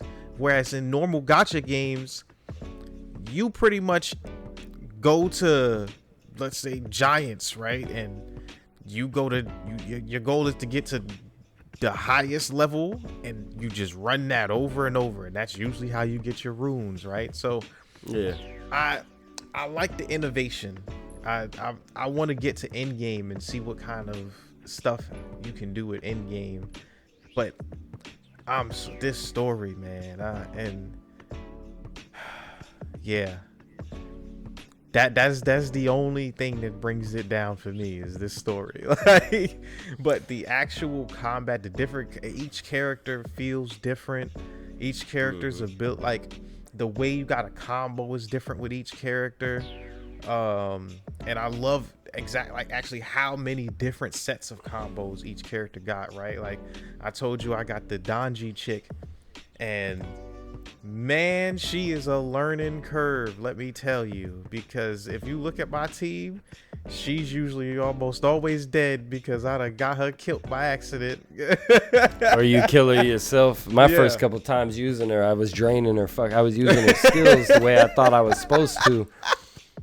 And then she'd be with 1 HP. Yeah. And I'm like, all right. But then I actually went through the little tutorial shit and was like, oh, so this is how you heal her yourself. She's got a built-in self-heal, but she works so well with the Yingling or Jing Yang Jing, you know, where because that shield gives you that health regeneration, right? Oh, my Yin or my Jing or whatever the fuck her name is. You know, the flowy, nice Kung Fu, yin and yang, you know. Yeah. She was my very first one that I summoned. And yeah, me too. Yeah, it's super fire. Well, actually, no. I got a 5-star off of my second stack of 10 rolls on the novice thing, just randomly, and it was the healer bitch. And I'm like, oh, I don't want this bitch. Crazy. I don't want this. That's not who I I actually want. got her on my team. She's actually pretty dope. Oh, yeah, she's on my shit. I do want her. I'm just saying, like, I wanted a combat character, but it wasn't one of my guaranteed. It wasn't one of the ones that I picked. It was just a random roll of 10, and I got me a fucking 5-star. So, but I've got, No, so, I'm super, like, I definitely want to keep getting more into it. That's pretty much, and then, you know, I know you got to have 3 teams eventually, so I'm gonna eventually be using other characters, but with, you know, with games like these, your main focus to get your core team, then you start, you know, getting your other teams upgraded with the materials that you get using your core team once your core team is maxed out, shit like that. So I'm super excited. The one thing is, like, what did you say the co-op was? Because that's what I want to get into. I want to get into, I unlocked it. Playing shit. Facts. Me too. Facts. I was actually hoping that you were already there, because like I said, I haven't gotten my dude with the top hat, the bowler hat. That motherfucker's supposed to be all taekwondo with flashy kicks now. That's my shit. And he's electro. So I want to unlock him, and I'm on the last stage to unlock him, and I just don't do enough damage. The timer keeps running out. I'm not dying, I just don't do enough damage. And it's also because my echoes I still am locked. I'm gated behind getting to tier 15 on the database shit. Yeah. Because I can't get 5-star echoes yet. I'm still locked. You got to get to tier 15. I think with the data bank shit, from the tips videos that I watched, it's just going around and killing shit and getting the echoes, because each echo that you unlock gives you points towards your data bank, and the more you get, the higher tier they all drop and shit. Right now, I don't know when 5 stars actually unlock, but I know like that 15 is I think 15 is a good marker, because that's when you get the maximum percent increase. Oh no, they unlock I think at 12. I think actually. Outstanding. Well, I'm almost there. Hell yeah. But I think that's part of the power problem that I'm having, because I obviously early game I was auto equiping just for the stats, because I'm not trying to put a build together. Now every single character on both of my teams has, well, they don't all have full kits, because I don't have that many echoes, and you can't use duplicate echoes in order to get the passives. But my standard team, all 3 of them have the highest tiered shit, a couple of leveled up ones. My Thunder Memphis is leveled up to max and already modified, so that it's got the 3 extra stats on it. But I'm still, and I've got level 50 weapon. I just don't have the damage. So I was hoping that you were available to group up with, so that I could get you to get in here with me and try and get some of this damage, so we could both unlock old boy. But hold on, before we get further into this, let's try and I'm gonna give you my take on Weather and Wave from what I got. Now you've got more experience in the gacha games than I do, right? Their core mechanics, how they're set up, the monetization, grind, 5-star characters, shit like that. Well, I've got more experience in the new age shit because I played Genshin, right? I'm actually, the whole time you were describing your take on the game, I was sitting here like, damn, if he would have played Genshin, bro. So let me tell you the differences. Now, I know that there's already shit out there where they're like, yo, it's the Genshin killer, or Genshin copy, or they copied Genshin, or Genshin on steroids. Right.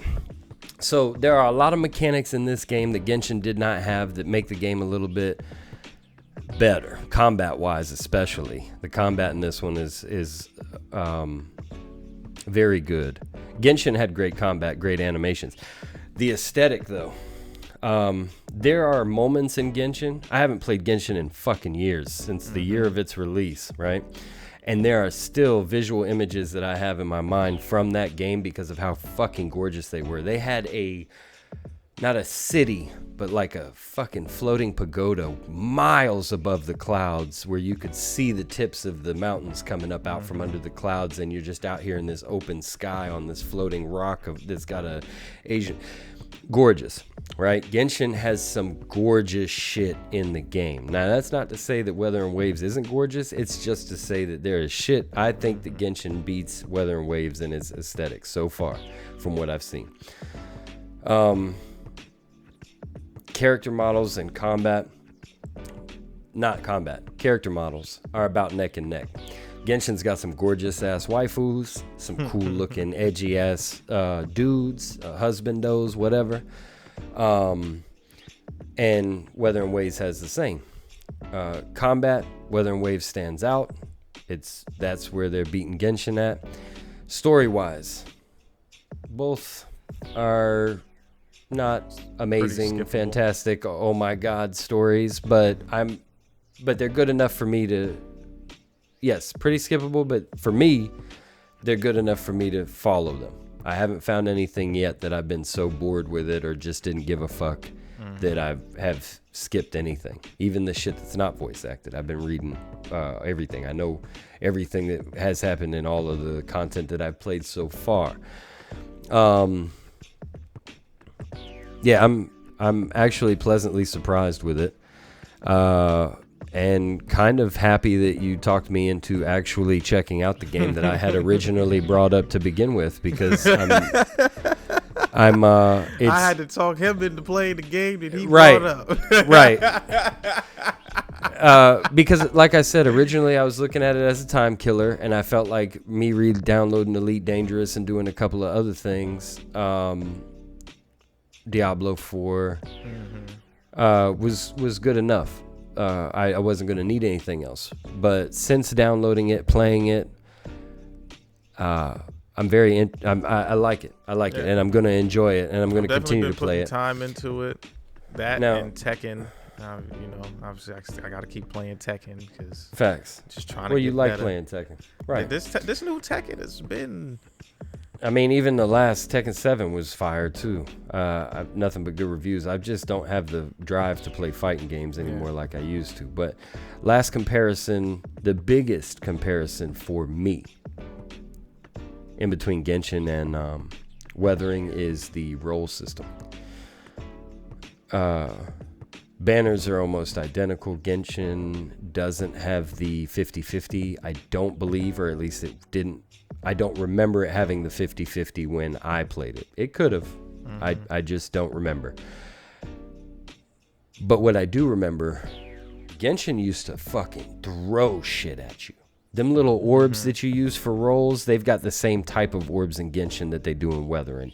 I would have hundreds of those fucking orbs without spending a dime and be able to just roll and roll and roll and roll. That's why I don't think that they had the 50-50, because I didn't end up with as many 5 stars as I already have in fucking Weathering. Now, granted, 2 of the 5 stars or 4 5 stars that I've got, 5. I don't remember right now, but 2 of them were like my choice. I picked them and I got them. which is great because that helped me build my team almost that's immediately. My starter team. Right. I was able to just build a team I wanted immediately. But that's great. But I am worried. I'm not worried or anything. My thought process is once we get past all these beginning events, starter events, all of this shit, there's still going to be releasing events in the future, but it's going to be fewer.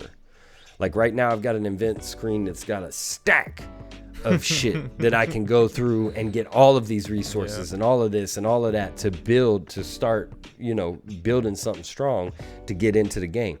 But as the game continues, we're going to have like the events page is going to be like 3 tabs. That's just usual. That's the same shit that Genshin did. So right now, I don't feel like I'm getting rolls as fast as I was in Genshin. Not even close. Not even 20%. Right? Genshin was literally throwing like roll our banner, roll our banner, roll our banner.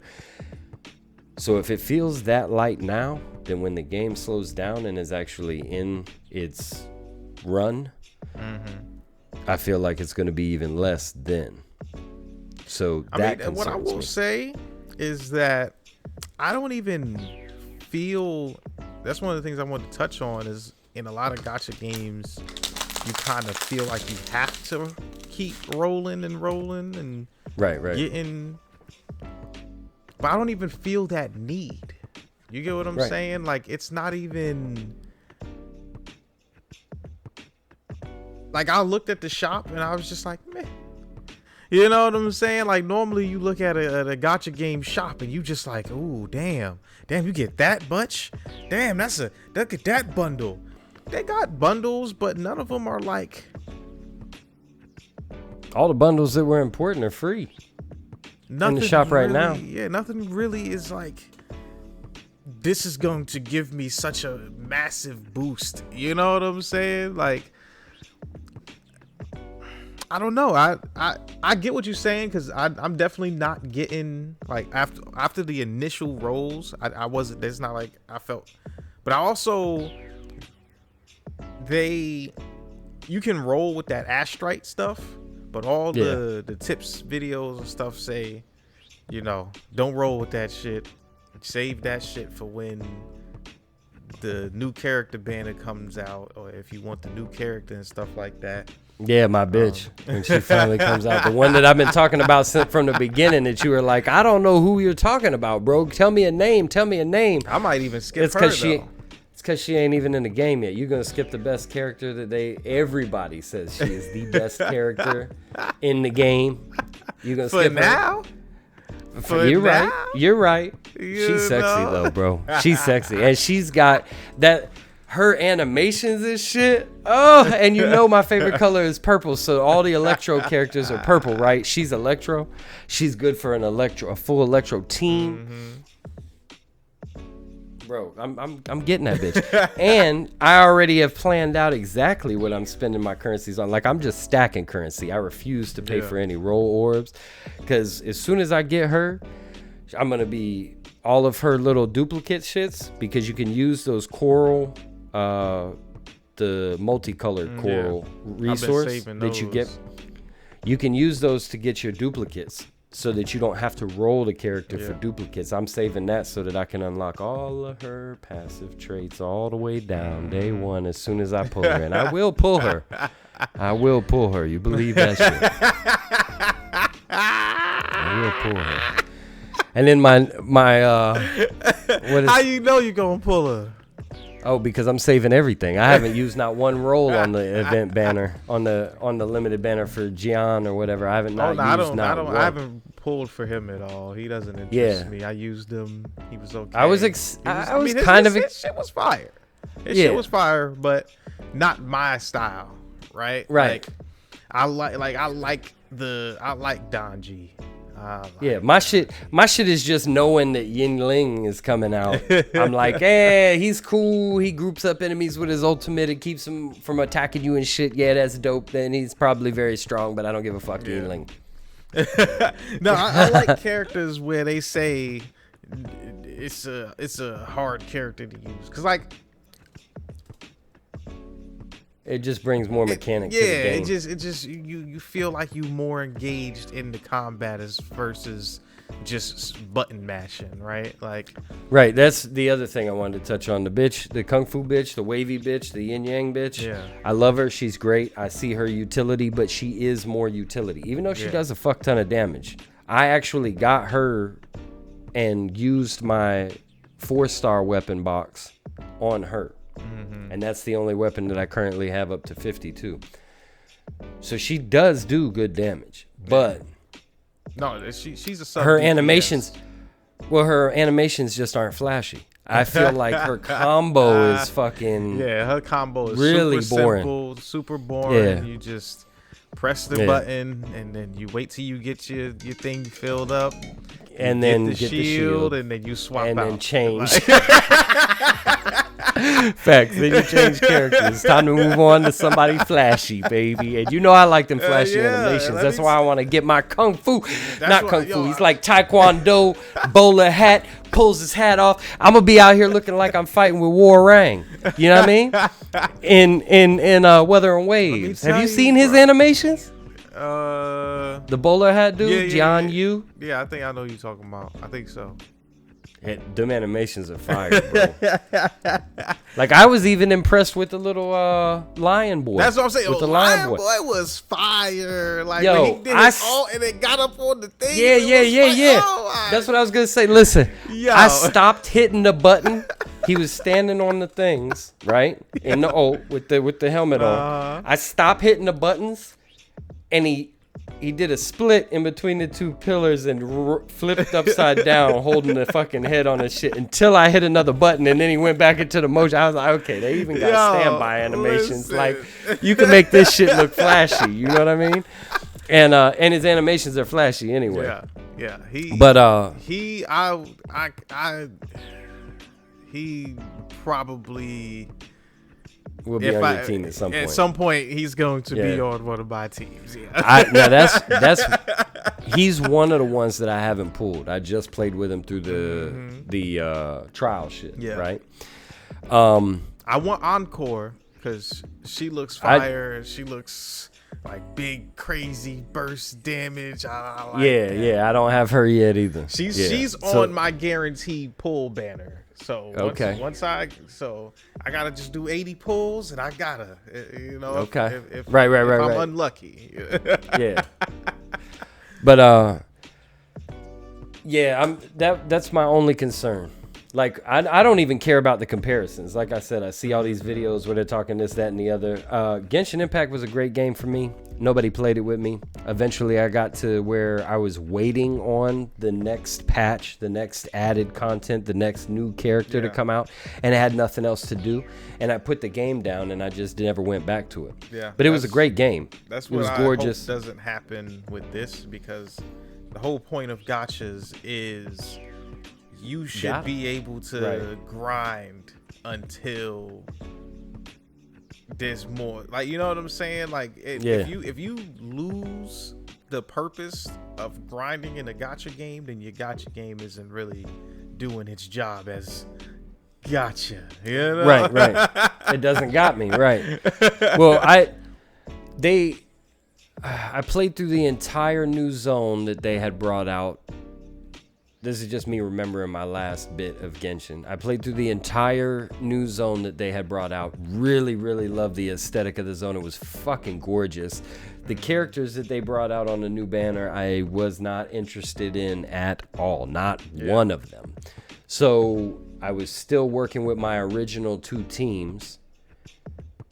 And I had been playing, so Team 1 was completely capped. Like, there was nothing more that I could do with them. And then Team 2, I think I finished off my second character, my last character, right? My number 2 slot character of Team 2, the only one that wasn't capped out. I finished capping them out. And I was like, all right, well, we'll just wait on the next banner and next blah, blah, blah. And then I just never went back to the shit. So Genshin was a great game. I'm not in a battle with the two of them. I'm not going to go back to Genshin because I have no interest right now. And Weather and Waves is something that I picked up. So while I'm playing it, I'm enjoying it. I'm going to keep playing it. And I am interested in what's coming out in the future. And I am interested in the content that's currently in the game. And I am interested. You know what I'm saying? Yeah. So I'm on the Weathering tip. Even though this man wants me to play this X Defiant that I've been trying to avoid. Let's just give it a couple matches, you know what I'm saying? Give it an hour or two just so we can get you. Yeah, we'll do that after the cast. After the cast. Yeah. We gonna. All right. We might even stream it now. I've got to get. That's one thing that I am working on, and I'll tell all the viewers, people that I know that are watching for me or whatever. I've given a couple of people my stream link and shit like that. I am going to get the stream up and running soon. I want to work on it today. I want to see if I can get shit right today, or at least up to where I can stream shit today, and then I'll worry about all the notifications and all the animations and all of this and all of that later. But I want to get my stream up and running when the first Descendant comes out. Just like I've been saying from the beginning, I am super hyped. Give the game a 9. I don't give it a 10. I might even give it a 9.5.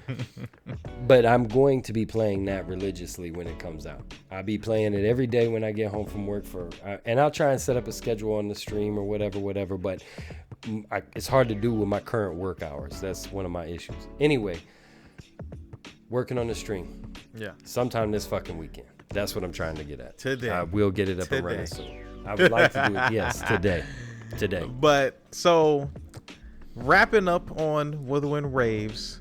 Great game. Gonna play some more. Want to get to end game so we can I can give end game. You know how I feel about the end game. Is it gonna keep me interested? Am I gonna keep playing? Because that's what you're gonna be interacting with the most is the end game, right? One thing I just want to say really fast, and we're gonna move on to some anime because I know we said we was gonna do this episode. Is the one good thing of that got 2 hours in and you want to talk about fucking? No, I'm just joking. Go ahead.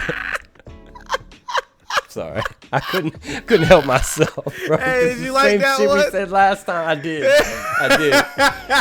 You do real good with the editing. I think the very first episode, the intro for the very first episode, I feel like is the best one that has been done so far, and would have made the absolute perfect YouTube short for advertisement, bro. I'm still gonna cut them up and short them at some point. You know what I'm saying? Yeah. But no, I just want to say one of the greatest things about gacha games is that the characters usually have really good animations, right? Yeah. They've got it to where you're the one actually doing instead of like you just hit the button and then the character does the animation. You still hitting the button and the character does the animation, but it's a lot of animations and it's, you know what I'm saying? It's fire. Yeah. I really do like how this is done. If this is how, I know we spoke about Azure, whatever. I can't remember the full name. Yeah. Azure Premier. Now I'm actually more excited to even try that one next to see what kind of things that they do better. If they do anything better, is it worse? Should I stick with Wuthering? So. Well, I can almost guarantee, because the combat from Genshin to the combat for Wuthering is identical, except Wuthering added mechanics to it to make it better, right? Yeah. And then, so Azure Premier is going to be identical. I mean, you see it in the gameplay that's been released already. Even with the character swapping and all of that shit, they may not have the change animations like Wuthering, because that's one of the things that was added. But it's going to be identical. The thing that separates that apart is supposed to be the POW world side. So imagine Genshin or Wuthering with POW world. You're getting minions. They're building shit for you. They're crafting. You're making a base. You know what I'm saying? Excited. So yeah, we'll see. But now we got him, ladies and gentlemen. Now we got him. See what I was trying moving on, right? Yeah. How have you been feeling about this season of Slime? Oh my God. Thank the Lord Almighty. So I also wanted to say, but I didn't, there wasn't really a time to lead into it or whatever. I did not completely run out of anime shirts, right?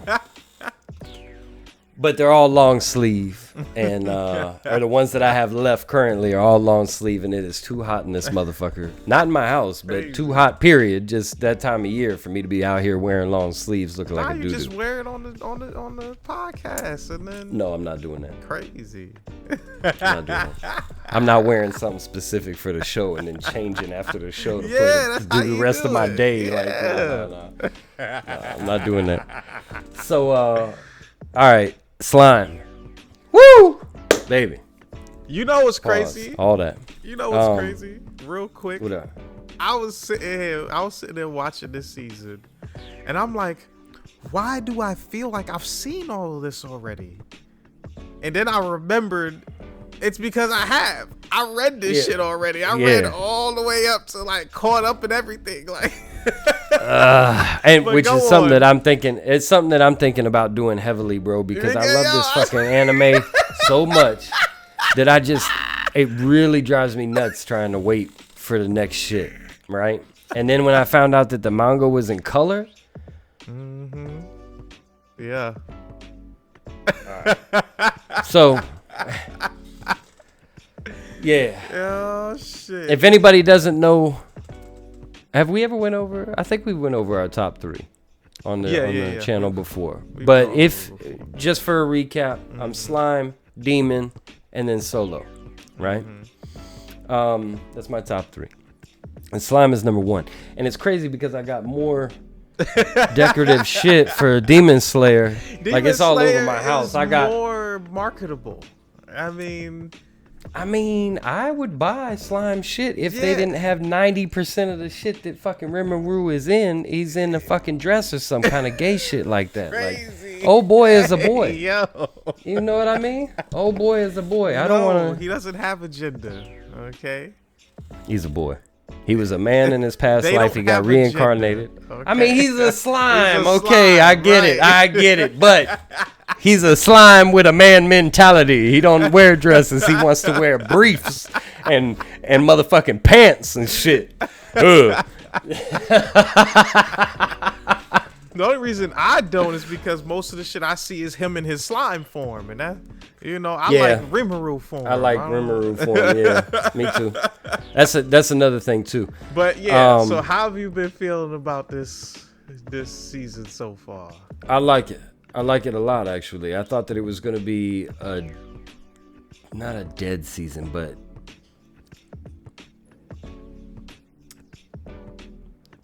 a plot season. I thought it was going to be a build-up season. Yeah. That's basically what this shit has been, honestly. Like, get the fuck out of here. Did you watch last night's episode? No, I haven't watched the last. I told you I'm an episode behind. 1? Okay, so then the last episode you watched was Hinata and fucking the fight?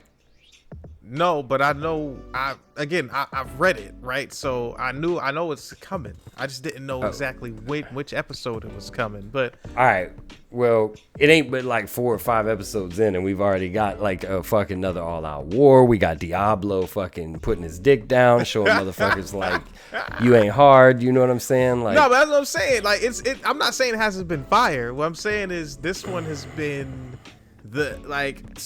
I think I've watched 5 episodes so far is where I'm at. I finished episode 5. So whatever's released after that, I haven't seen. Shit, I thought it was only 5 episodes. No. But the first 5 episodes was like, them setting up. Hey, this is what's happening with the Kingdom of Foulness, and now you got these people plotting, and then the underground area people, and that was actually the first time when I was like, wait, have I seen this already?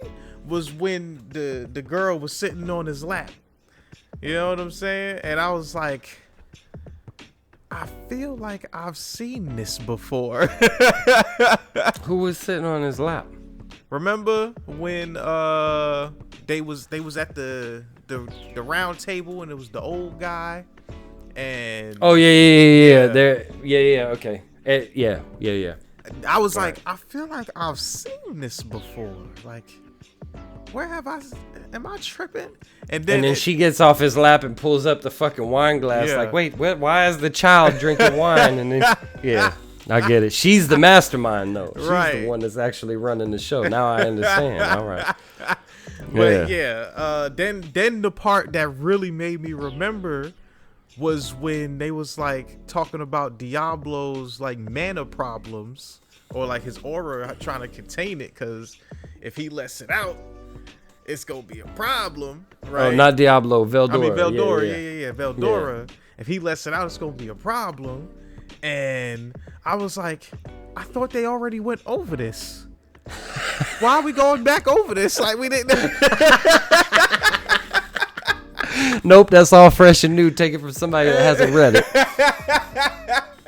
And I was like, yo, I did. And then I remembered back and I was like, that's right, because he knocks us, they gonna fight. And then I got to the episode where... Now, don't spoil me, bro. I only started going in on what I knew that was already out because you said you had read it. Don't tell me, bro. Don't spoil me, bro. Yeah, no, it's... I'll turn this bitch off. No, yeah, I'm super excited. I like that. I will say the exposition wasn't as bad. Nah, it was only like the 3-4 manga? episodes. Hold on, I was gonna say it wasn't as bad. Like it doesn't feel as like long in the manga because at least when I read it, because I just read through it, right, and it got to the action and kept moving forward, right. Whereas it feels like it's a lot because it's episodes, weekly episodes every week, right. You know, and so over the course of a month, we haven't gotten outside of this meeting room, you know what I'm saying? I mean, we're there now, bro.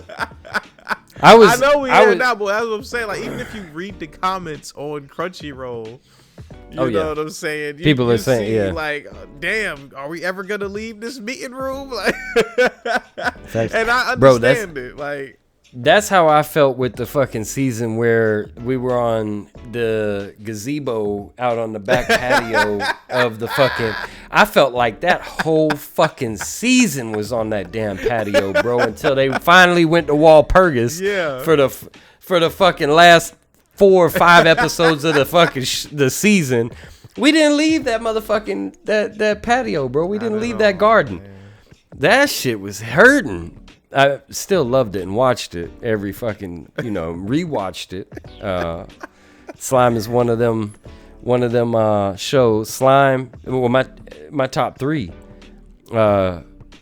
even my old top 3. So Juju was in there too. But there are certain animes where I watch the season as it comes out and then go back and watch the whole fucking shit again, back to back to back, and then maybe come back a month or 2 later and watch it again.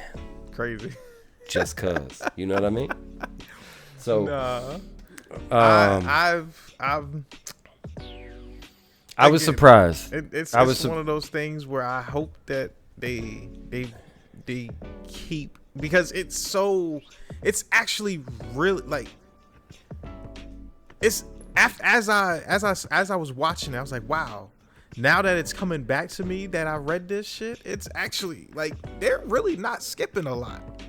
I know. You know what I'm saying? Like, they are putting in pretty much every, like, there's some, like, things, like they didn't really show how those people got into the state that they did. You know what I'm saying? And I was watching this dude on YouTube, and he was talking about how in the novel, that was Shion's doing. For what? Remember how they was all you talking about in the box, and they was all, Diablo had to like heal them to put them back to normal. Well, he had to give up his 2 minions for fucking Raphael to swallow the soul to revive him. No, I'm talking about the king, the archbishop. Oh, yeah. Okay, all right, yeah. Yeah, remember how they was all... Yeah, the king was mush. Yeah, they was mush. That was Shion's dude. Shion did that. Oh, so it wasn't Diablo. It wasn't Diablo who did that. It was Shion. Okay. But was it like that? But was it like that in the manga though? No, that's what I'm saying. In the novel, apparently, they went into great detail, and there's a reason that they just was like, you know what? I will do whatever you say. I'm yours to command. Like, you know what I'm saying? And it was because of Shion? Yeah. Okay. I'm actually interested to know what that's like. Now, don't get it twisted. I already have respect for Shion, but I like the fact that we're going further into Diablo's power currently. I appreciate that because I know that he's one of the primordials, right? One of the originals. And I didn't read it, but I was looking at it and I was scrolling through some fucking pictures of it and shit. And I know that there are other primordials that are based off of the colors because I saw that in the manga when I was flipping through the motherfucker trying to. And I'm interested. I can't wait to get to that part. Guy Crimson, he's a primordial. Right. He's one of them. Yeah. He's red. He's the red. Mm-hmm. Then they got white. Diablo's black, right? And then they got like a blue and a fucking violet. Yep. All of them.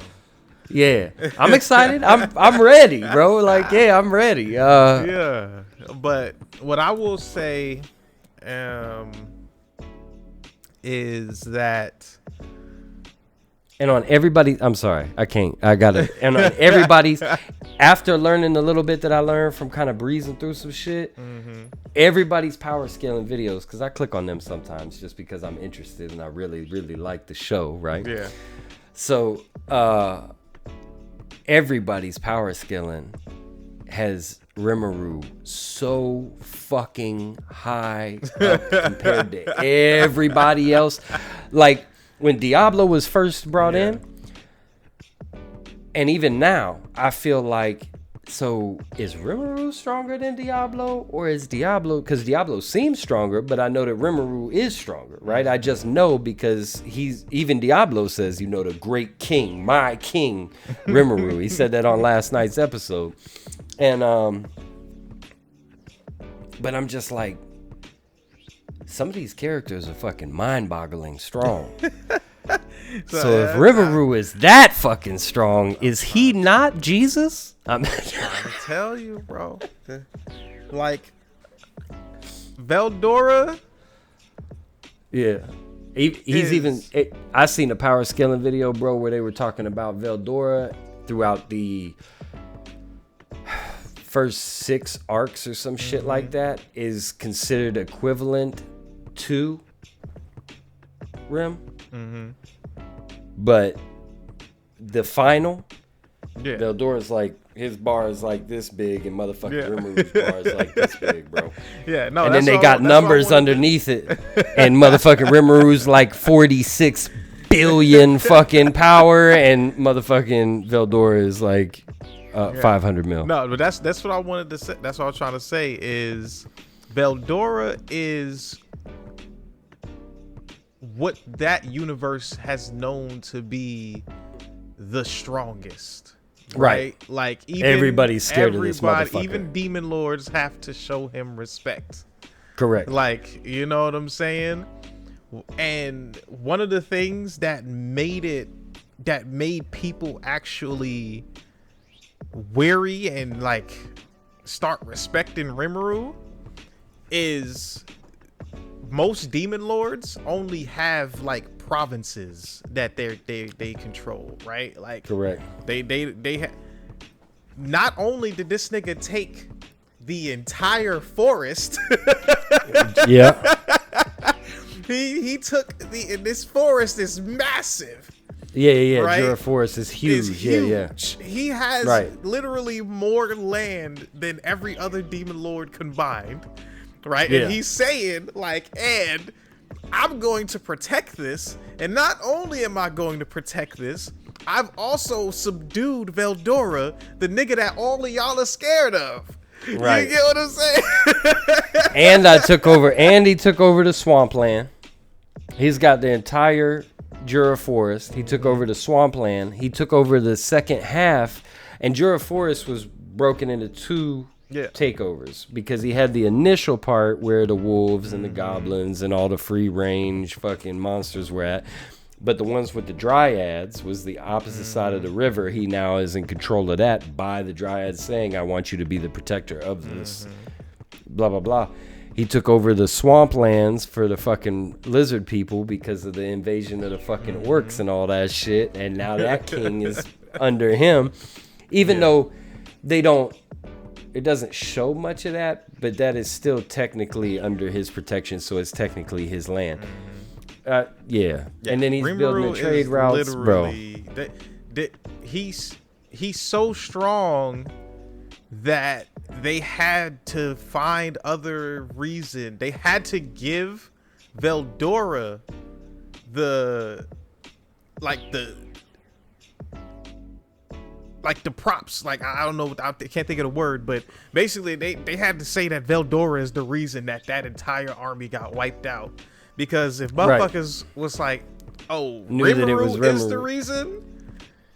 Yeah, he'd have all of the human races at once trying to fucking subdue him and causing him problems. Plus, he just wants to be friendly. Like, he understands the the repercussions of being the biggest and the brightest out there is also going to bring a lot of hate. But he's getting that hate anyway. Now, let me talk about this last episode, though, right? So I've watched it, so we can't talk about it. But you know it. I'm just... Damn, you go, baby. Yo, so they brought in the sages, right? This is my introductory to the sages because they had been mentioned before one time, but they weren't really spoke on. So they actually brought them in. You see, like, oh, God, it's the 5 sages. Like, everybody's reacting to them. You see the reactions of the other characters. Hinata is actually working for them. So that's the only person out of all of these people that she could possibly answer to. That's the main one that she answers to, right? Or, no, it's the vampire bitch. But vampire. That's the only one she answers to. Well, these people were giving her the sword and being like, yo, and this is where she got her powers from or some shit. Actually answer to them, though. Good. Her main swords, she answers to the vampire bitch. Well, the reason that I was putting it like that is because they were telling her like, yo, you got to go out there and you got to confront Rimuru. We're gonna give you this dragon slaying sword, this, that, and the other, or whatever. And then to see how everything unfolded, and now they're showing up. They done lasered the bitch in the chest, and now they came out of the portal, and they're like, "Greetings, great Rimuru. Pleasure to meet you." Like, that's not the story. Where's that? Keep that same energy, bitches. Y'all were talking some whole other shit.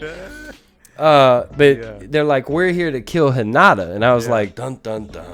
Like, what the fuck? You're here to kill the one great weapon that y'all got. Blah blah blah blah. They gonna get into that. I know. I can't. That shit left me on a cliffhanger, bro. I'm ready for the next episode today. Yeah. Now. I'm gonna go out and buy the next copy of the manga that picks up right where it left off and just read that shit tonight. Shit, I won't. Only because I kind of feed off of that anticipation just a little bit. Nah, I couldn't do it. I went straight. I remember I went straight to motherfucking Google. The webtoon shit. Yeah. Like slime manga. Bro, I was doing that shit. I like this show so much that I was doing that shit before I even started reading Solo Leveling, and I actually went to fucking Books A Million and was like looking. I looked up where does the manga pick up compared to where the anime left off, and found out what fucking number book I was supposed to be on. So I did that research, then went to the fucking place, looked for the book, found a copy of it, and was like, or no, they didn't have a copy of it. And was like, yo, can I order this, blah, blah, blah. And then sat there and was like, damn, do I really want to order it, bro? Because if I order this shit, I'm not going to stop. Like, I'm gonna order the next 10 and then have the next one online when I'm on the last book, like I did with fucking Solo. So Yeah, I haven't. I still keep thinking about it, and that was years ago. That was before. That was years ago. That was years ago. That was when I first got into slime, and I was like, "Ooh, I want more of this." And yeah. So, and then there's very few animes that have gotten me to go and read the manga, right? Yeah. Slime is one of them. Yeah. The other one is definitely Blue Lock. You know what I'm saying? I'm so excited for that movie. Oh my God. Blue Lock movie. You know the animation on this shit is gonna be fire. Yeah. Oh my God. I'm so excited for the Blue Lock movie. That was one of that anime jumped a lot up into my rankings.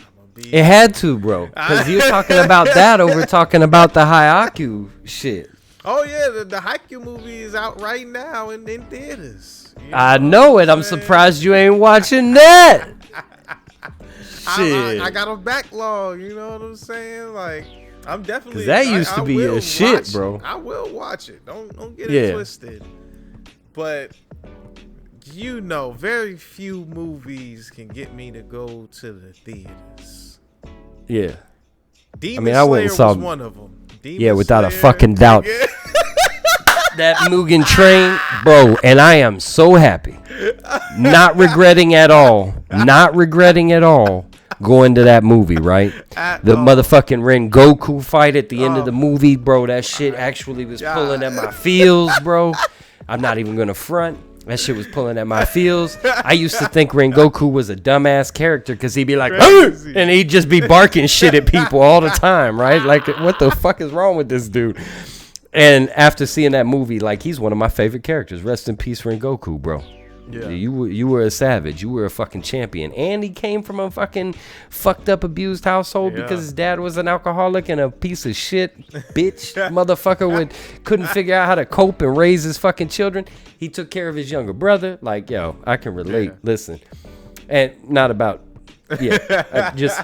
No, I get it, yeah.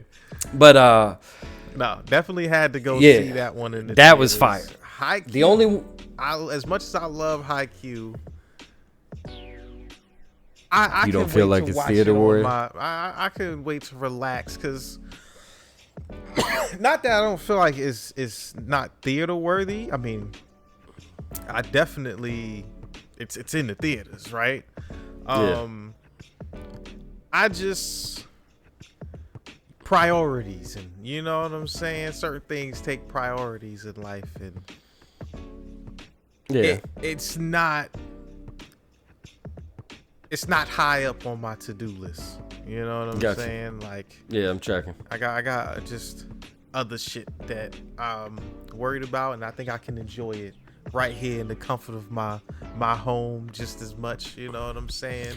Because I'm not. The animation I know is gonna be fire, but it's something about that Demon Slayer animation that you had to go see that in the theater. You know what I'm saying? Like, and not to get it twisted, but I got such a good experience, obviously, from that Mugen Train shit. Yeah. That when the Type Zero, when the Jujutsu Kaisen Type Zero went out to theaters, I went and saw that. How was it? Disappointing. It wasn't bad, but it was one of those ones where it was like, I didn't need to go to the movies to see this shit.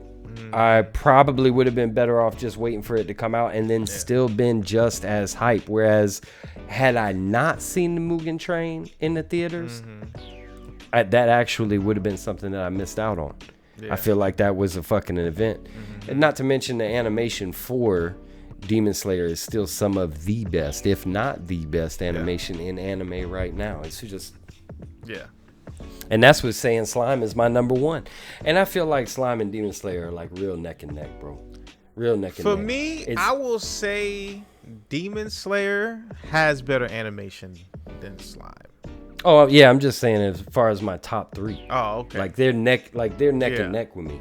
Demon Slayer has way better animation than Slime. Yeah. It miles better. Yeah. But I don't think anything competes. The story of Slime, the world building, the characters, the power scale, and all the like every character, like so many characters are your favorite character. Like facts, facts, big fucking facts. There are so many characters that you can be like, that's my favorite character. Oh wait, but that's my favorite character. Oh, but I love that character, but that's my favorite character. You know what I'm saying? I want to know what happens with all of them. Yeah. Like you got Haku, who you can't ever remember his name. Like. Yeah. Savage, fired. Yeah. He could be my favorite character. Like if you said that was your favorite character, I'm not mad at it. Benny Maru. If you said that's your favorite character, I get it. I get it. Right. Suohei, however you say his name. So whatever. Yeah, I know what you're talking about. If you Ninja said he was your favorite, I get it. The nigga is fire. Like many. I could just keep going to listen. I even like Xion. Yeah, that's what I'm saying. That's what I'm saying. We could just list characters here, right? Bro, like, as a matter of fact, Gabaru. I did not like Gabaru when he first came out, right? I did not like Gabaru. I thought he was soft, weak, little whatever. He should be a side character. Don't name this dude, right? Do not name this dude. However, Kim was all like, that's my favorite character. He's so cool. Gabaru.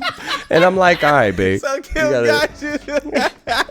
And no. And then that fucking, what was it? I forget.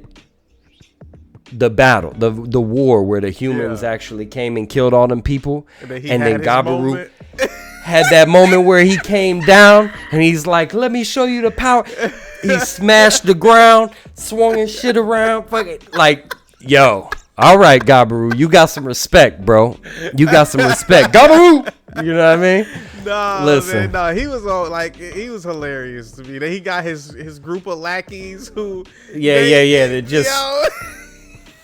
They were hitting him with the Dragon Ball Z style fucking like doing the poses and shit. I forget the name of them boys in Dragon Ball, but yeah, they were Ginyu Force. Yes, the Ginyu Force. Yes, hitting him with the Ginyu poses. You know what I'm saying? To show how special he was to them. Yo. That was Nah, Gabaru, man, he definitely has a spot in their favorite, like, you know. Because it's I respect endearing, the man now. You know what I'm saying? Like, well, they follow this man, even though they know he is nowhere near the strongest.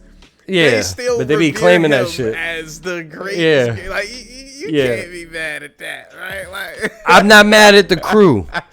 I just didn't like Gabaru until old boy showed True that he had some ability and something to do. Now, at bars, bro. I'm just fucking around. But now, I put some respect on his name. Yeah. I put some respect on Gabaru's name now. But I got to be careful, bro. There's been a couple of times I'm rewatching these episodes and I'm eating this mic. I'm loud. I get excited and I want to get up on the, you know what I mean? No, I'm trying not to yell in these people's ears. Don't worry about it. I can fix that in editing. That's why we get separate audio. I'm having to turn you down sometimes. I believe you, and it still sounds loud.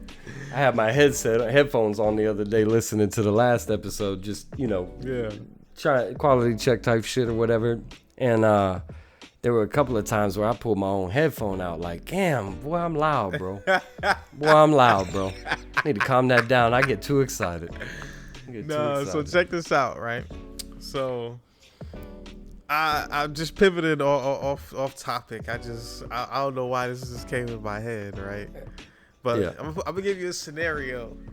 Because we was talking about this yesterday and motherfuckers was really sitting there like, I don't know what I would do. I don't know how I would respond in that moment, right? Because so let's say you at work. Yeah. You on a contract, doing your thing. Yeah. And let's say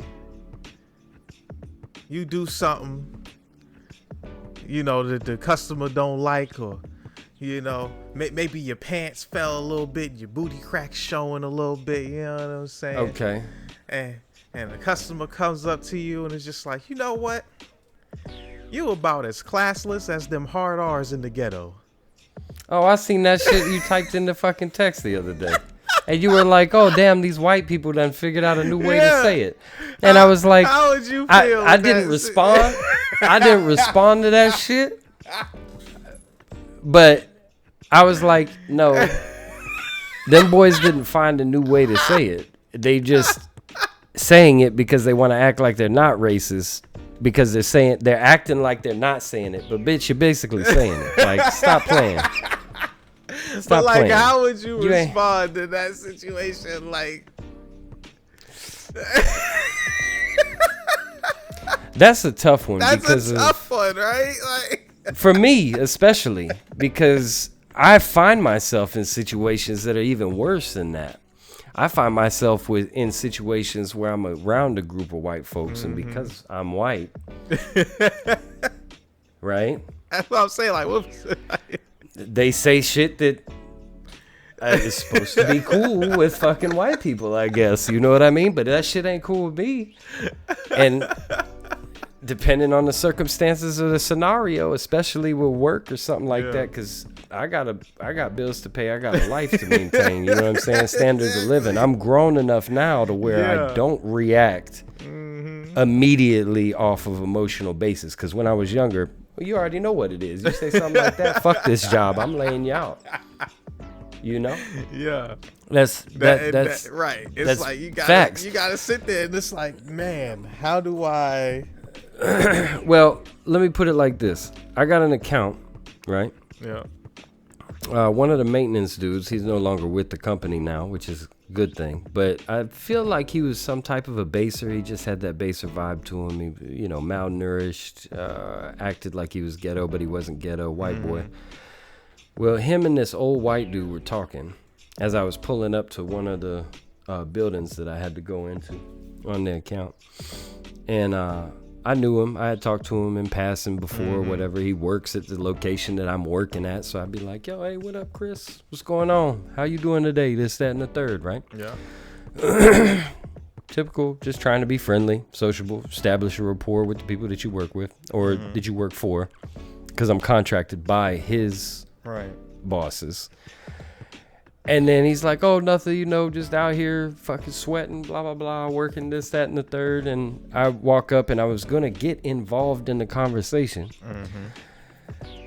And they start going back to whatever they were talking about that I didn't know about because I had pulled up and they were already in conversation. I was kind of the one that interrupted. And the old man said the N-word, blunt, clear, right out in the open. And I fucking stopped.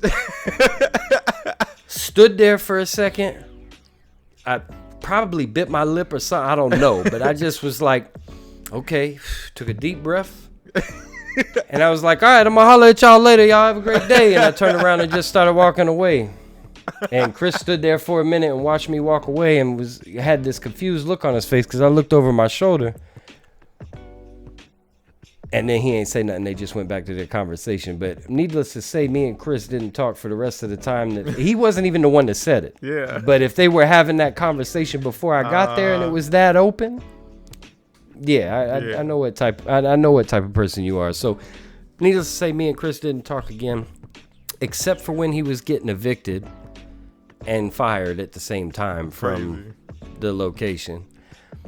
And I just, you know, he was trying to tell me his sob story about why he was getting fired and evicted. I was like, all right, buddy, well, you have a great day and good luck. And that was it. And I fucking took off. Like, I don't give a fuck about you, bro. Yeah, so it's a tough situation. The old me would have got arrested. The younger me, not the old me, because I'm still basically the same person. I've grown and developed. Yeah. Well, I guess I'm not the same person because I've grown and developed. So, yeah, the old me would have got arrested and dealt with a whole bunch of fuckery because I make choices, split decision choices. But the grown me realizes that ignorance is everywhere. People are happy in their own shit, whether it's nasty shit or good shit. People are happy in their own shit. And the biggest thing that I know, and that I've learned over my years is that I can't change anybody but myself. So I'm gonna be responsible for me. But I'm not gonna be around you if you do that type of fuckery. Speaking of I can't deal with that shit. How did you feel? Because you didn't respond to this either. How did you feel about that video with the chick throwing out the girl's baby's ashes or something like that? Oh yeah, I didn't. Yeah. Now, because like, how far is like, too far? I feel like that. I feel like that was fake. saying? I feel like that was fake. Crazy. It has to be. Real shit. How did she get old girl's baby's ashes? Well, I think I don't remember the full like breakdown, but she had the ability to, like, this was somebody that, like, they knew, they had access to each other. You get what I'm saying? Like, that was why she was upset in the first place, was like, like, she's like, where I'm at, like, come catch this fade, da da da da, like, since you don't want to come, I'm gonna make you come. And then, because I think she was at her house actually, like, yeah, but I just I don't know. I feel like it was fake. And if it wasn't fake,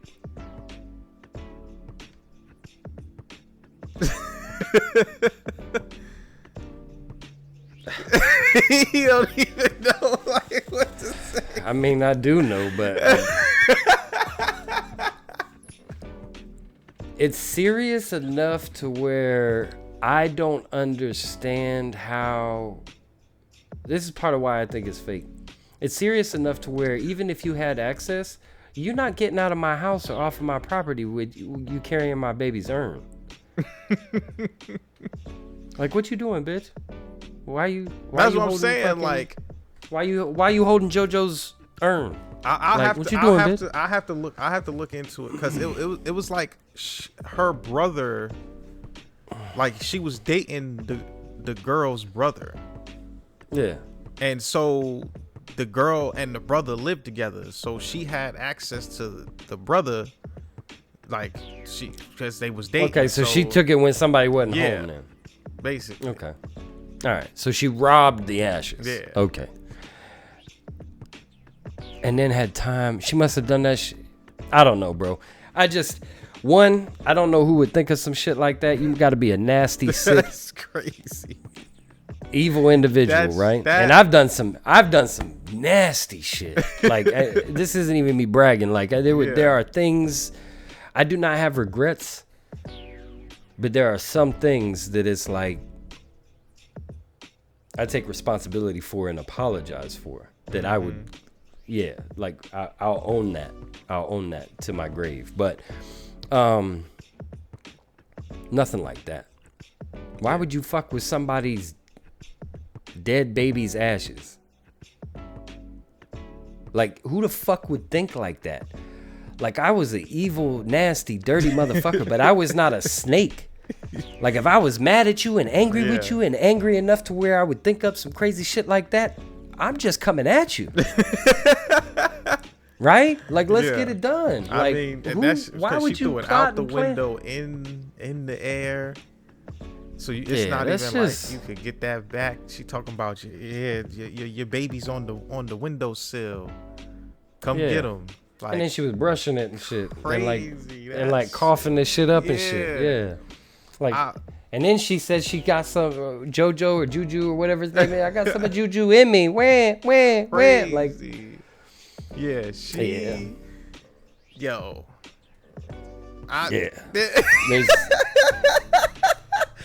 There's a line that you don't cross, and she doesn't even see. She can't look back and see the line anymore.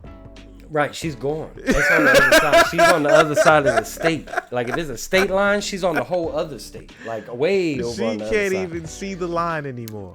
if I had to say that I feel any type of way about it, I agree entirely. Rock responded to that shit and he said she deserves whatever comes to her. Mm-hmm. I agree. And when I say whatever comes to her, I put a heavy, heavy emphasis on whatever. Whatever. If that bitch finds herself in a Wu-Tang Clan intro, crazy, where she's tied to a chair and they cut her eyelids off and just keep taking her picture, or they sew her asshole shut and just keep feeding her and feeding her and feeding her. This is shit from the Wu intro, right? You deserve all of that, bitch. Yeah. Like, you don't, that shit is just wild, yo. The streets, I am so grateful and blessed. So grateful and blessed to be where I am today and to have had the intelligence to make changes in my life and realize that I'm not actually trapped. Mm-hmm. Even though that when you're brought up in certain circumstances, you have a trapped mentality, right? I am grateful to realize and blessed that I am where I am today, because the shit that goes on in the streets, the type of shit that goes on out in the world nowadays,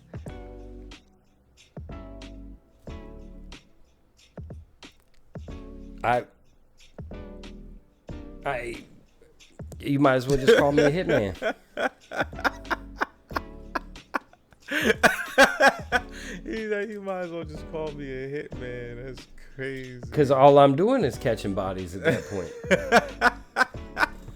And with my mentality, with me knowing how my mentality was back in the day, I'd be catching bodies off whims just because I know how the streets are right now, how nasty it is out there, and I'm not going to even give you the opportunity to disrespect like that. So I'm hitting you before you do it just because I think that you think about it. Crazy. No, that's real life. There used to be a code, bro, to stop shit like that from happening. There used to be a code. Or at least it felt like there was some kind of code, some kind of mutual respect. Once you had earned your respect and shown what you were worth and what you were really about, and you didn't just talk about it, you were actually about it, people around you in your circle and people that were just outside of your circle doing the same type of shit in their circle, there was a understanding. Yeah. Like, yo, don't fuck with Micah because we know this dude that can verify.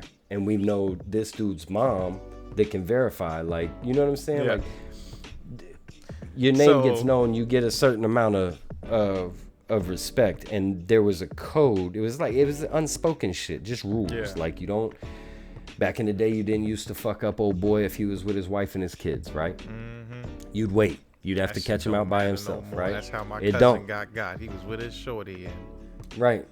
You can have your kids with you. You can have your fucking grandma with you, bro. You could be out there with your old grandma. It don't matter. Yeah. It don't matter.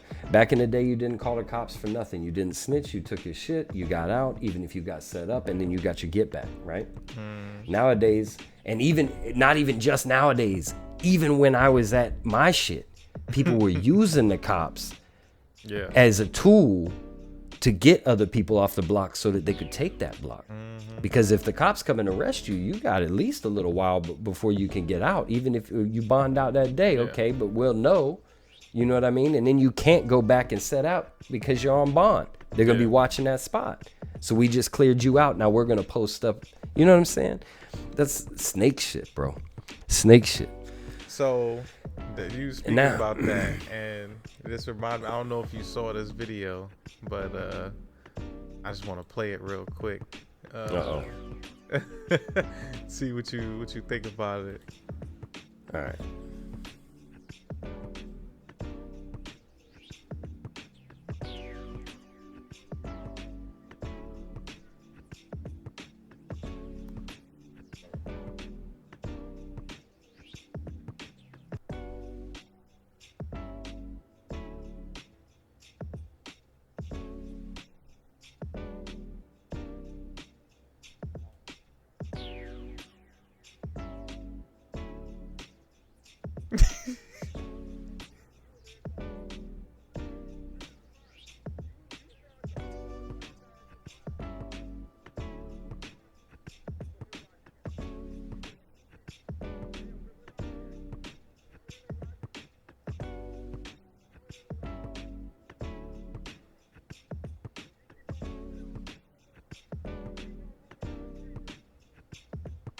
So how'd you feel? How'd you feel about that?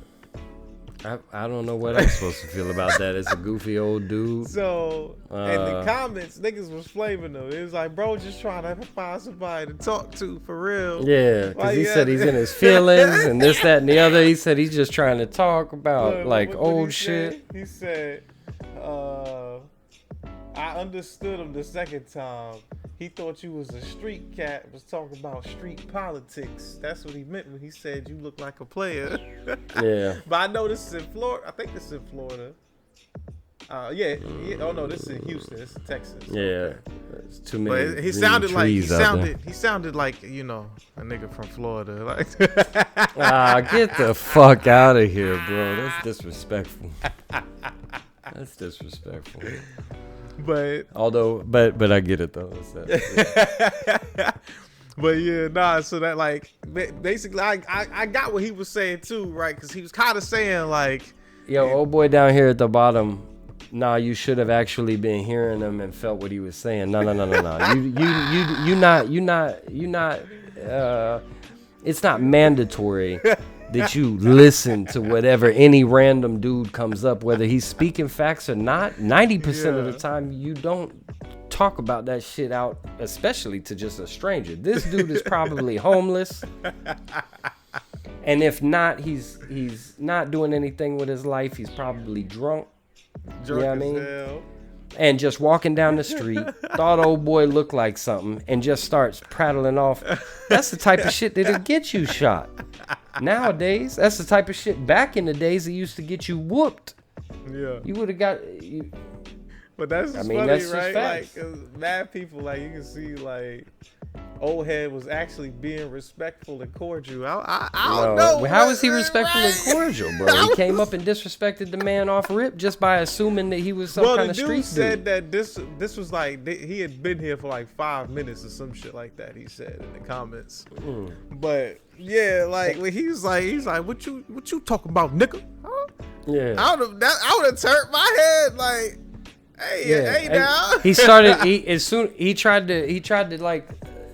to lower it down at one point, right? Yeah. And he was like, I'm in my feelings and I'm just trying to talk and shit. And then when he didn't feel like he got the response from that he thought he was going to get, he was like, oh shit. And then he put that tough guy shit back up and tried to act like he was something that it wasn't. Like that whole fucking vibe, that whole communication that whole section shit was just like, it was, it's all over the place. It's all over the place. But I've seen that shit before, not necessarily these two boys or whatever, but I've seen shit like this before, and I've seen it turn out in a way different way. You know what I mean? Luckily, old boy isn't really from the streets or whatever. I'm not, he's working a job. Clearly, he's got a security shirt on. Yeah. But yeah, I mean, I've seen basers come up and try and talk about street code and street credit and shit like that to motherfuckers that they're trying to buy from. And it's like, and they'll appease them for a little while. They'll be like, yeah, so what you trying to get? Yeah, all right, what you need, bro? And then they'll keep talking like they're trying to have a normal, and then eventually somebody... Right, they somebody trying to become friends so they could get that discount. Yeah, but we're not out here trying to talk to you, stinky dinky. You know what I mean? You stank, you fucking bro. What are you trying to get, bro? And get the fuck from around me. Real shit. I don't have. Fuck your feelings. My dad has that sticker on his truck, and I was like, hell yeah, I love that. Fuck your feelings. So they finally made a sticker that says what I wanted to say. I have some other things that plan for next episode. Yeah. We didn't even get. It's been long. We're 3 hours. Yeah. But we didn't even get into Demon Slayer, bro. No, we didn't even get into Demon Slayer. Listen. I didn't think Descendant was gonna take so long. I'm gonna be honest with you. Yeah, but we really like that game. Oh, word. Yeah. I didn't know we were speaking French now. Yeah, we. Listen. Nah, I just fucking with Listen, he likes it. I'm trying to tell y'all. I know what's going to happen. We're going to see. But I've got a prediction. I'm not gonna say I know. I've got a prediction. All right. I gotta get to Endgame before I can give an actual review. You know what I'm saying? But the fact that he will make it to Endgame is why I'm saying he likes it, bro. The fact that he wanted to keep playing it and he was tired of waiting on me in the bass is you know what I mean? The core mechanic is there. Wait till he starts actually putting a build together for his character and shit. And then the abilities start doing something. And then all of a sudden we're going to hear a totally different story. Like, oh, yeah, this fucking game is great, bro. Nah, we'll see. We'll see. We'll see. But anyway, you know, I got some stuff planned already for next episode. It's been something I've been wanting to get back into. We kind of touched on it at one point, but... Okay. You know, he hadn't told me shit, so I'm questioning the same thing y'all I think this is episode 9, right? It's episode 9. Yeah. We are on episode 9. We should probably start saying that at the beginning so we can keep track. But episode 10, you know, for special episode 10, I think I got something special for y'all episode 10. So definitely stay tuned for that. Y'all gonna like that one. Oh Jesus! Y'all gonna like episode 10. That's all I can say. But we just gonna go ahead, wrap this up. Thank y'all for dropping in with us, enjoying all the reviews, the thoughts, opinions that we have and share. Do you got anything else that you anything like any last touches? We're gonna get right into X-Defiant after this. You know what I'm saying? So we got a lot to talk about next episode. So definitely, if you've been enjoying this content, we've been enjoying doing it. Yeah, come in for the next episode. But without further ado, peace.